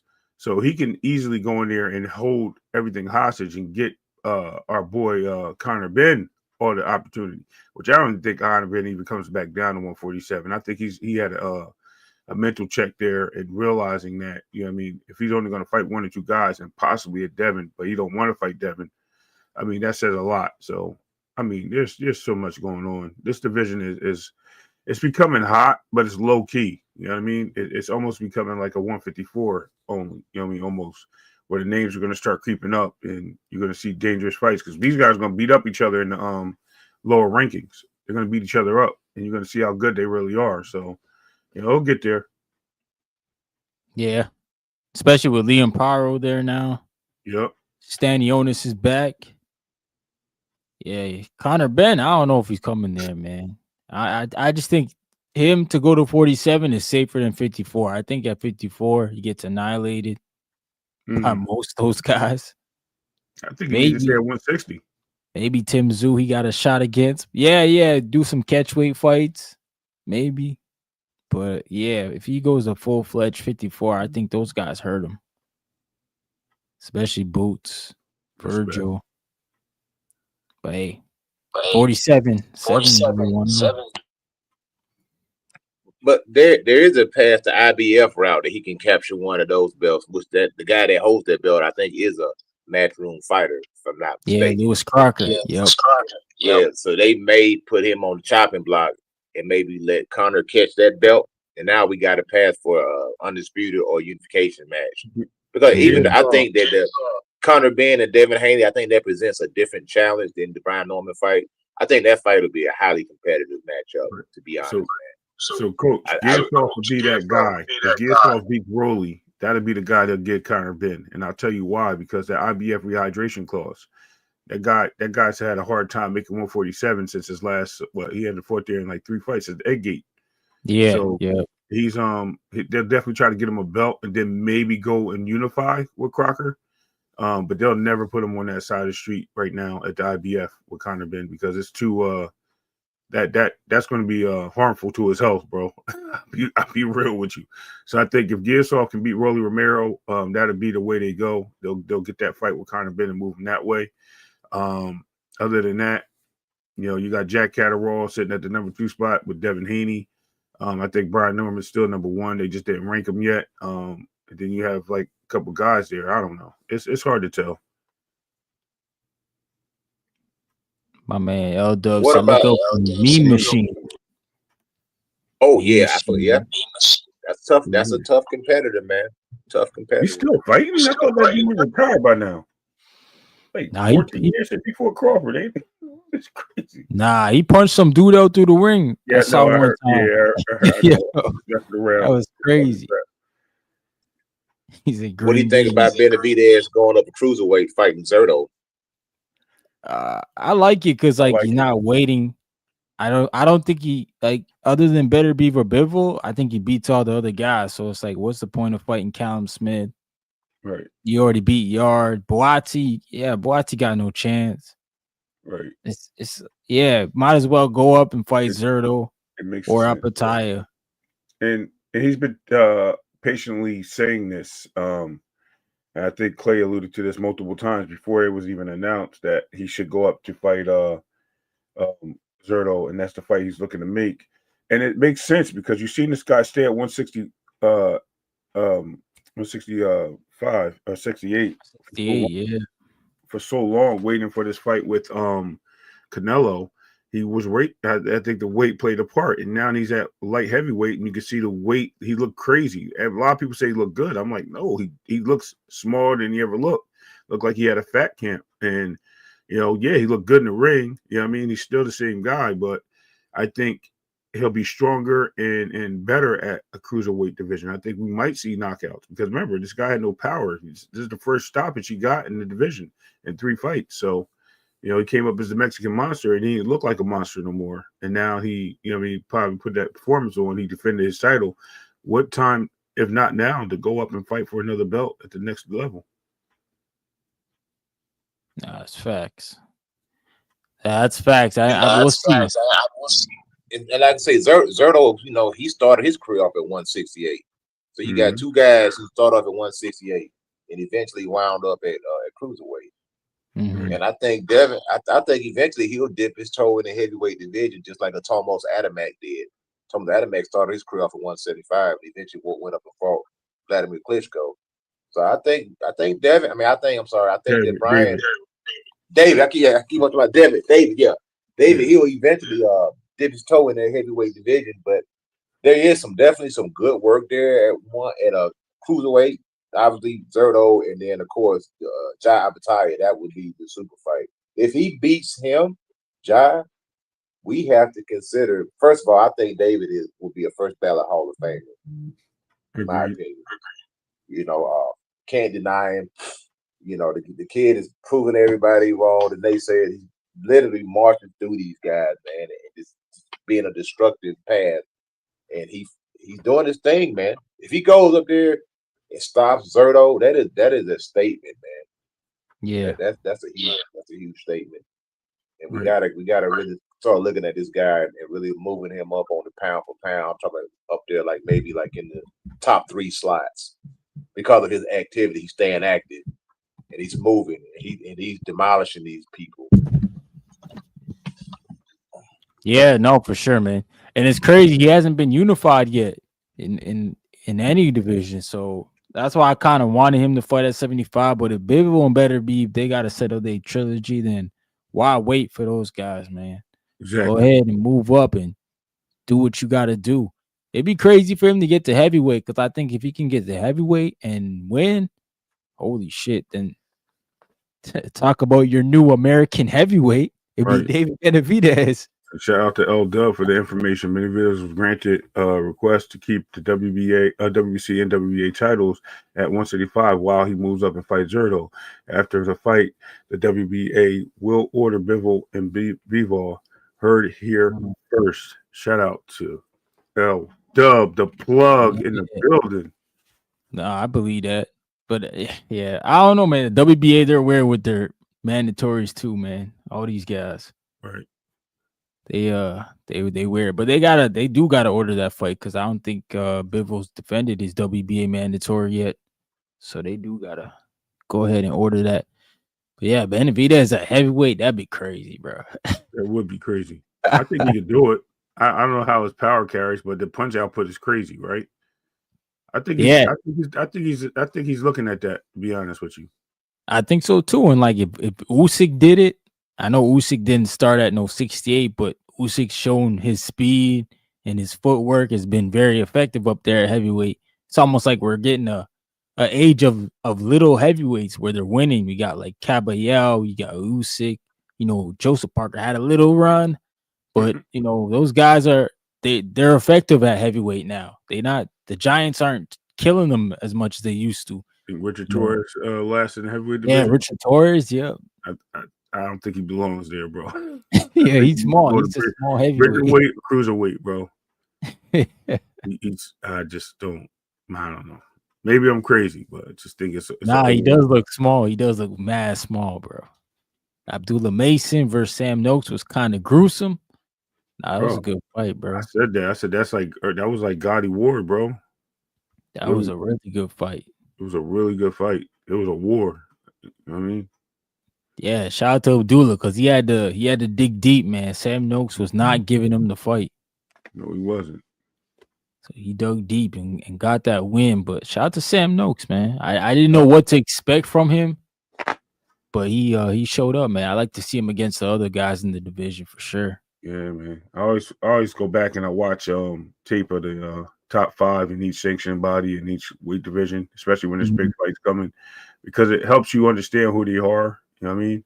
Yeah. I don't go all the way back on their resume. Maybe I'll watch some highlights and see how certain fights go. But as far as what I do is I just watch like a few fights. I go diving into their resumes and see what it looks like, because it helps you understand. A lot of these guys in England and even in Europe, we sit down and watch all the time. Clay and I, we sit there and talk about it. We brought the world Piccoli, even though we didn't really bring it, but we were talking about Piccoli a lot. When people weren't, we were talking about Sam Noakes. We literally put that on out there, and a lot of people were like, "We're crazy," until it happened. So just to say, like, you know what I mean, it doesn't hurt to go back out there, man, and check some of these guys out. There's a lot of guys that are in this British Commonwealth division that can come over and make some noise. So, I mean, shout out to all the boxers in the world, by the way, all of them. Word, man. Sam Noakes, he's still number 2 in the BO. Yeah, he ain't going nowhere, bro. That fight was too good. They might get a rematch out of that, man. I think that deserves a rematch, in my opinion. Yeah, you're right. I think they can get a rematch, like maybe not right away, but I think for sure, yeah, can definitely get one. Yeah, I don't see Abdullah running right back into that. Hey, man, listen, you want to prove yourself, that's how you do it, right? I mean, yeah, or he can unify. I mean, he may have the belt still in house with if Raymond Muay could beat Andy Cruz. Well, Raymond Muay, you got to remember, is moving up after this fight. Oh, then it might be vacant shot. Yeah, so which I think Abdullah could probably get that unification belt. Who's he fight? Floyd Schofield? I don't know. Is Schofield in the IBF? I think he's in the IBF. Yeah, that's what I'm saying. That's next in line. And does he fight for that? Well, it'll be 2 belts on the line. Yeah, so rehydration goes out the window. So he'll definitely take that fight. It looked to me like the WBA probably gonna strip Tank and Schofield. That's why he probably dropped out that fight. He's gonna be fighting for that, probably against Lucas Body, man. Yeah, I think so. Lucas Body might put him out. You know what I mean? Maybe because he's supposed to remember. They were supposed to fight a long time ago. When H2O lost, that was supposed to be a fight, and Floyd Schofield pulled out of that fight. He's got a track record, man. He's got to make it to the ring before I believe it. Yo, facts, bro. You be pulling out, man. Eldo said Noakes will drop a few spots. The winner of Cordina versus Flores will move to the top spot.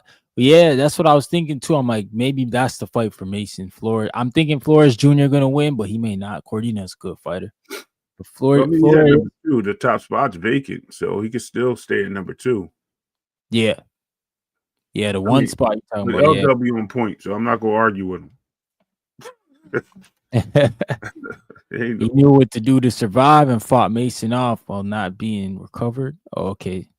I don't know if Sam Noakes was like too hurt. I know there's a few times looked like he took a big gasp of air in, man. He got hit with a couple body shots and it looked like he wanted to. Yeah.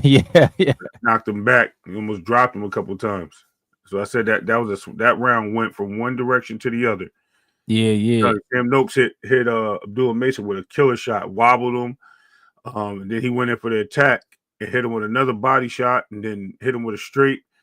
And I thought he was going for the kill. And then he go Abdullah Mason gripping him, holding on to him and start punching to the body. And he hit him with that body shot. He knocked Sam Noakes back into the ropes and then just went off and tried to drop him. I thought he was going to drop him. He didn't. Yeah, Sam Noakes got heart, man. That's boxing.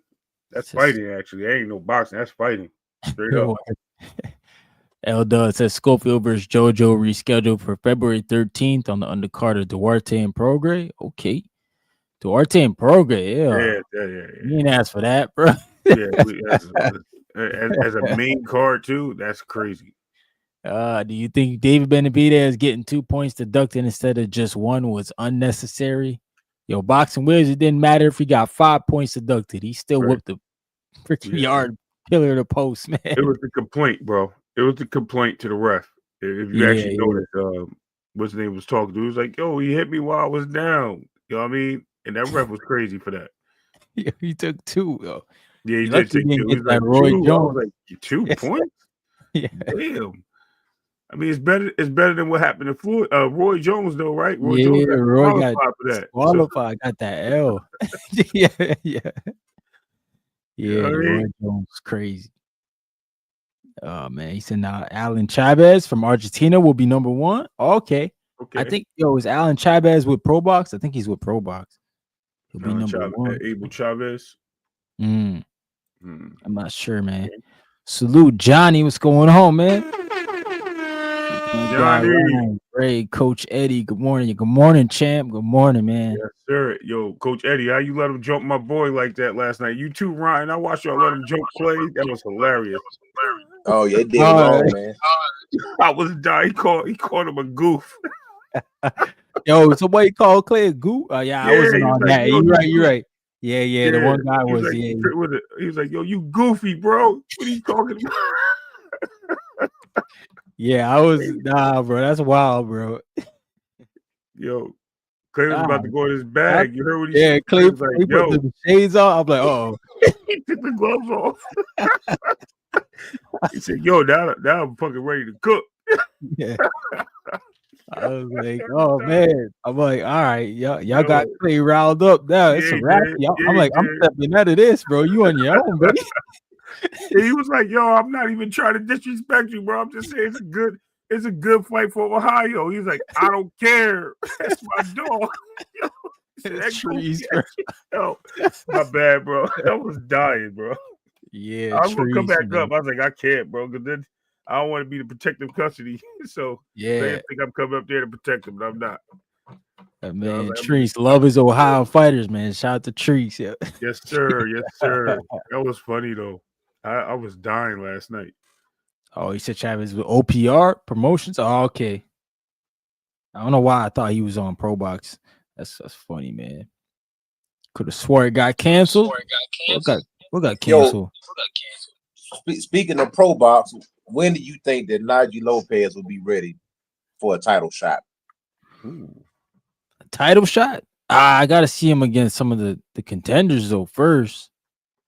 Like 175, maybe like Boazzi. That'd be a good fight for him.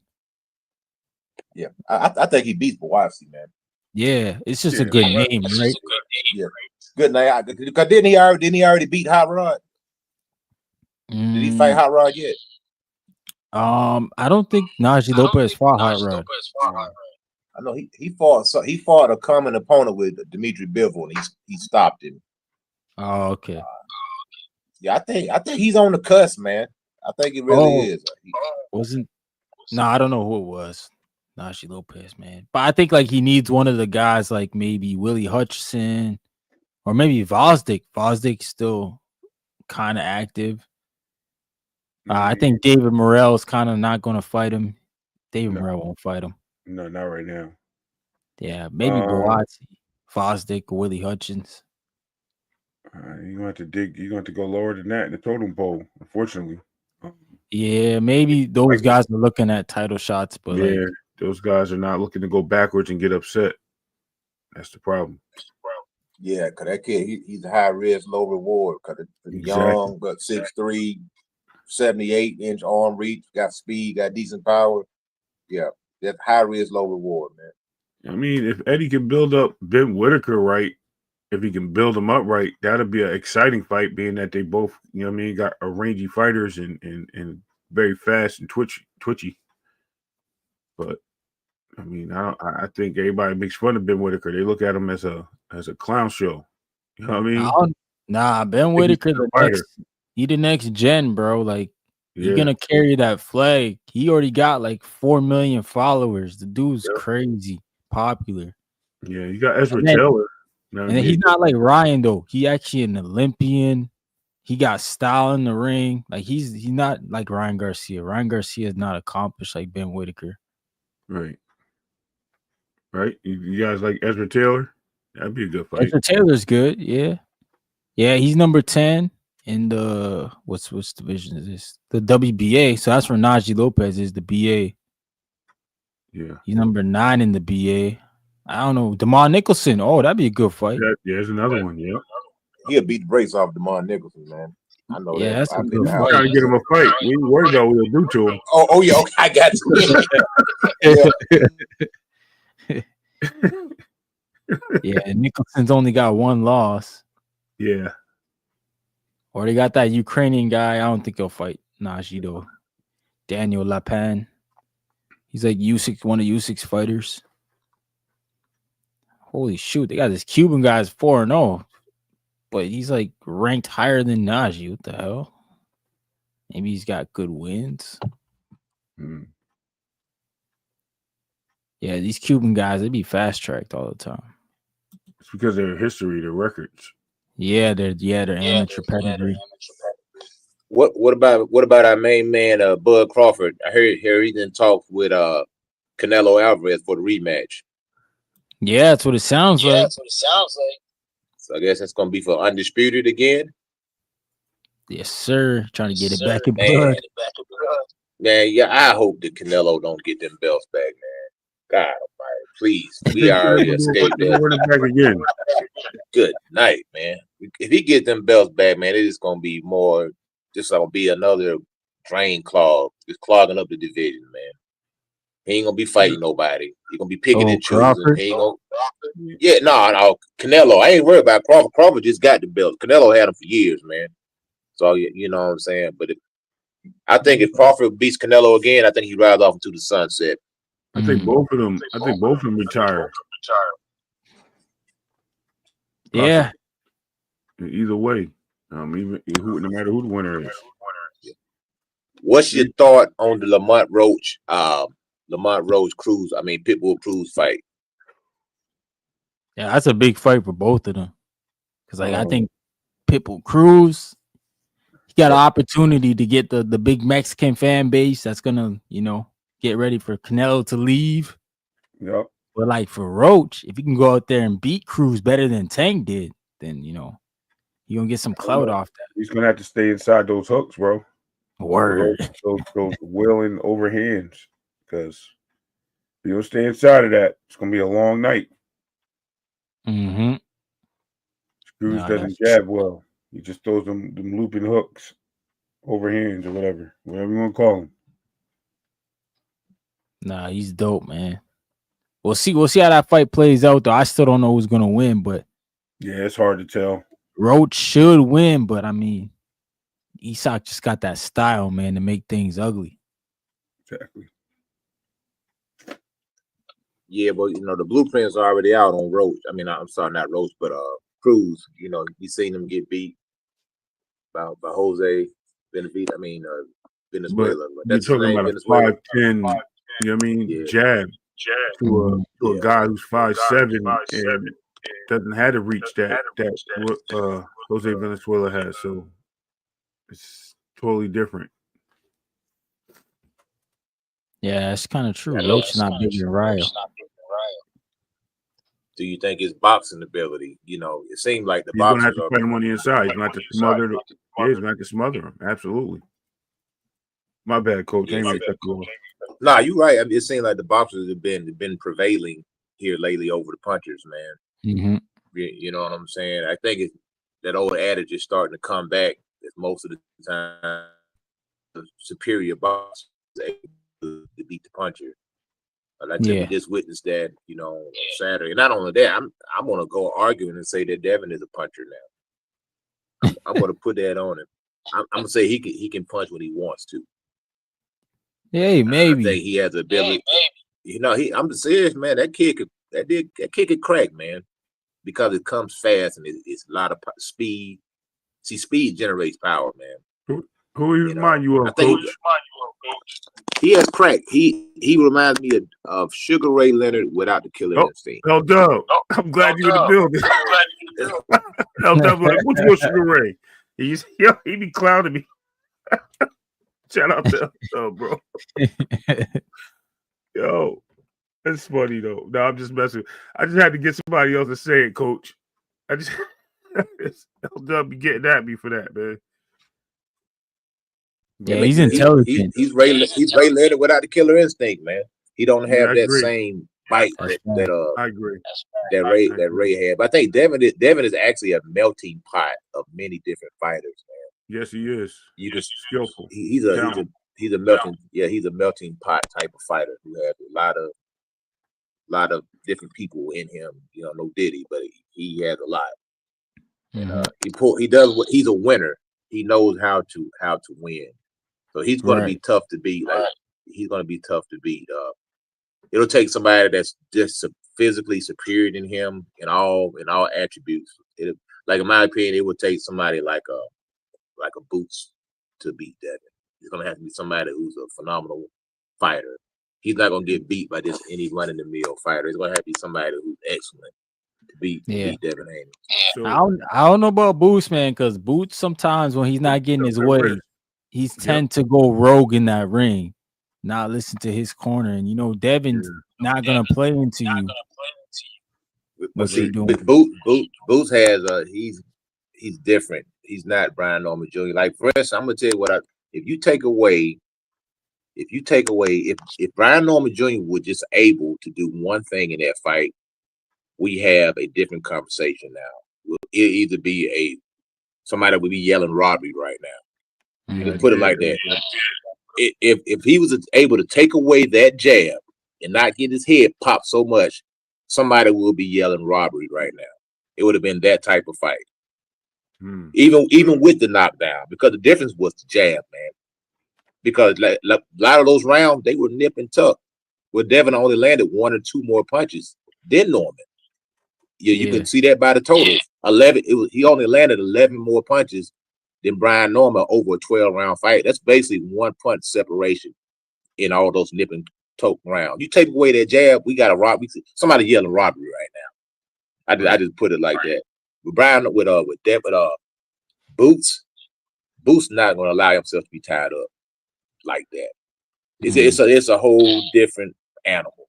I know Bruce don't have the opponents to prove it yet, but that's what I was gonna say too. Like, he kind of in the same predicament than Norman. Like, he ain't really show me, you know, he been in the ring and been in that adversity with a big fighter. Like Lomachenko showed us, you know, Devin had to dig deep in that fight, man. He was right, and they knocked him for it, right? But at the same time, let's look at it at another angle. Boots is a showman also. He gets in there with a Devin Haney. Is he going to be able to take him serious? We see Boots fights one way, and he has a really wide stance. So because he has such a wide stance, he leaves himself out there to be clipped because he leans in for his shots a lot. You know what I mean? Even if he's just throwing a hook or something crossing, he leans in a lot. I think Boots does have what it takes to beat Devin. I'm not going to disagree there. But I also think Boots is susceptible to being beat because of the lack of discipline that he has, as you just mentioned. And those things are very important in boxing. And I think we can see that when you're a disciplined fighter as opposed to a non-disciplined fighter, those things can cost you your championship rounds, fights, and things of that nature. Yeah. Be a good fight, though. Yeah, I think, like, so you did with Boots, you're dealing with also a bigger fighter. Yeah, Boots is bigger than Brian. You figure you're dealing with a taller guy, a rangier guy, a guy who punch, a guy who's not going to be there to get his head popped like a Pez dispenser on those jabs. You know, a guy who can move around, can cut angles and stuff, and not just come straight forward. You know, it's like straight. Brian Norman is more like a straight line type of guy, straight line, right? That Boots is more shifty. And he can fight on the inside a lot better than Brian Norman Jr. Me personally, I think I wouldn't give Devin much of a chance in that fight. And I definitely I've been wrong before. Don't get me wrong, but I wouldn't give him much of a chance on beating Boots if they were to fight like next month or 2 months from now. Oh yeah, I agree. But I thought it was interesting because you know, they said Devin wanted that fight at 47. So right. and then people are starting to say now, well, Devin's kind of like picking and choosing, you know, he picks guys at a certain time. So maybe he or Bill, they saw something in Boots that they could exploit. Yeah. Well, the thing about it, if Devin wanted that fight, they said they made him a counter at 52. It's a 5-pound difference. So if he really wanted, in my opinion, if he really wanted to fight, he wanted the belt. He wanted the belt. Yeah, I understand that, but we seen Devin take catch weight. He took a catch weight fight against against my man. I know there was a tune-up fight, a comeback fight, but I just think, the Boots, he didn't even have a belt, did he? At 52, he didn't have a belt, did he? No. Oh, you're talking about 47. Yeah, he's unified at 47. I mean, but yeah, it would have been a good fight, and they can always revisit that. If they want to, climb that tree again or bark up that tree again, hey, why not? You want, if Boots gets the belt at 54, you want to challenge him for it, and by all means, put your name in the hat. Well, I don't think Eddie Hearns turned that fight down. Eddie Hearns just wants to see Devin get his head knocked off for what it sounds like, so it don't matter. Yeah, so I think Eddie would be more than happy to make that fight happen between him and Boots Ennis. Yeah, we should have made it at 147 then. We would have had it already. No, I'm talking about that 50. Well, Boots didn't want to stay at 47. So, exactly. So that's not Devin's fault. Devin ain't stupid either. I think once Devin actually makes it to 47, a little bit adjusted to the power, and he may move to 54 and move up to fight a Boots. You never know. Yeah, we'll see. We'll see when that. No, but Bill's smart though. Bill's very smart, because I heard, Devin Haney said he'll fight anybody, and Bill like, nah, you'll fight who I tell you to fight. In other words, you know what I'm saying? He said he will. He didn't say it exactly like I said it, but that was the gist of it. You know what I'm saying? He cut him off quick. Nah, you'll fight who I tell you to fight, and in my opinion, even Bill Haney mentioned Boots. He said, Boots and Virgil need to get it on. I don't think Bill is no way, shape, form, or fashion interested in his son fighting Boots at 154 pounds. Oh. Maybe at 47, yeah, because maybe they could have had it, possibly fighting a Boots that's drained, who really needs to be in another weight class. So yeah, it may have been a better fight there. But now you fight the guy a little bit stronger, moved up in the better weight class. He feels more comfortable there. Now you fighting a better version of Boots. But I don't think these guys should have to cross each other out. I think they can exist in the same space. And if they want to make those fights later on in life, hey, I'm all for it. Yeah, right. I agree. I agree with that. I don't think fellas, I'm gonna head on out, man. Try to get some sleep. I got work tonight. Me too. All right, my brother. Hey, thanks for having me up. Hey, Clay, Ray, good to hear from you, man. Yes, man. I was looking for you the other day. Yeah, with the restream, bro, I have not been able to get it to work on my phone, man. I can't get my microphone to work. I've been Googling it and trying it. I know y'all switch platforms. And I said, crap, man, I want to get on this restream thing. So I don't know. I may have to update my phone. I got this old Android. I may have to get a newer phone that accepts it. You know what I'm saying? Yeah. I'm with you, man. I don't know, bro. I got an S22, man, Ultra. All right, man. Get some rest, Frazier. Yes, sir. I appreciate y'all, man, for tuning in, showing some love to the channel, love to the chat. Salute everybody in the chat, man. We had Chad from Canada in here. We got L Dub Boxing, my guy Ty. Salute to my guy Ray Davis, who came up on the panel, Trini BX, Malcolm, and Coach Eddie. Salute to y'all. Salute to the super chats, man. My man Hector Bermudez dropped the super chat on me. Trini BX dropped a super chat as well. Salute to everybody in the building, man. Make sure you subscribe to the channel and show some love by smashing that like button. Hit the notifications. Shout out to Z Pacino, who was in here. We had Birdman in here. We had a couple other people in here, man. Also, we had I think Tina was. Shout out to the 7%. David Garcia was in the building. He had some good picks. He showed me his picks this weekend. He hit. Shout out to him. Am I missing anybody, man? Gvon. We had Gvon in the building as well.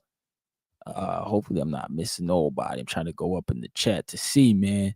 Obviously Ray Davis was in the building. Oh, Piero was in the building too. My man Nesta Gibbs from the Boxing Voice was in the building. Salute Nesta Gibbs. Appreciate you, brother. Always showing love.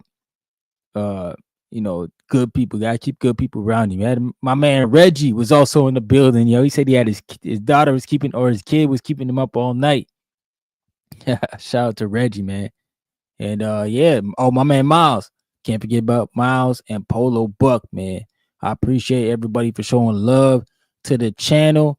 Yeah, man, I'm gonna catch some Z's. Gotta work tonight. Freak me. I'll probably be back on, I want to say Thursday night. Yeah, probably Thursday night to start talking about the weekend fights. But thanks to everybody for tuning in. Also, my brother is fighting December 19th in Brampton here at the Queen's Manor Event Center at 2 Auction Lane in Brampton, Ontario, December 19th. Your boy, yours truly, will be commentating the event with Melinda Watpool. So shout out to her. She'll be joining me. I'll be joining her. I'll be joining the champ, yo. We'll be covering the event, talking the commentary, you know, doing the whole event thing. The stream. There's gonna be a stream. When I get the information, y'all will know. I'll post it up for y'all to watch the stream as my brother goes for his 14th win, man. He's trying to make it 14-0 and climb the 154 ranks and hopefully get a big name after. But we'll see what happens with that. Smash the like button, share, subscribe to the channel, let everybody know where they can find me, and I appreciate y'all. Peace. Yeah. What? Vecino. I will slap you if you don't move this car. Vecino. I'm gonna slap you. Vecino. I'm gonna slap you. Vecino, mamá, yeah. Okay.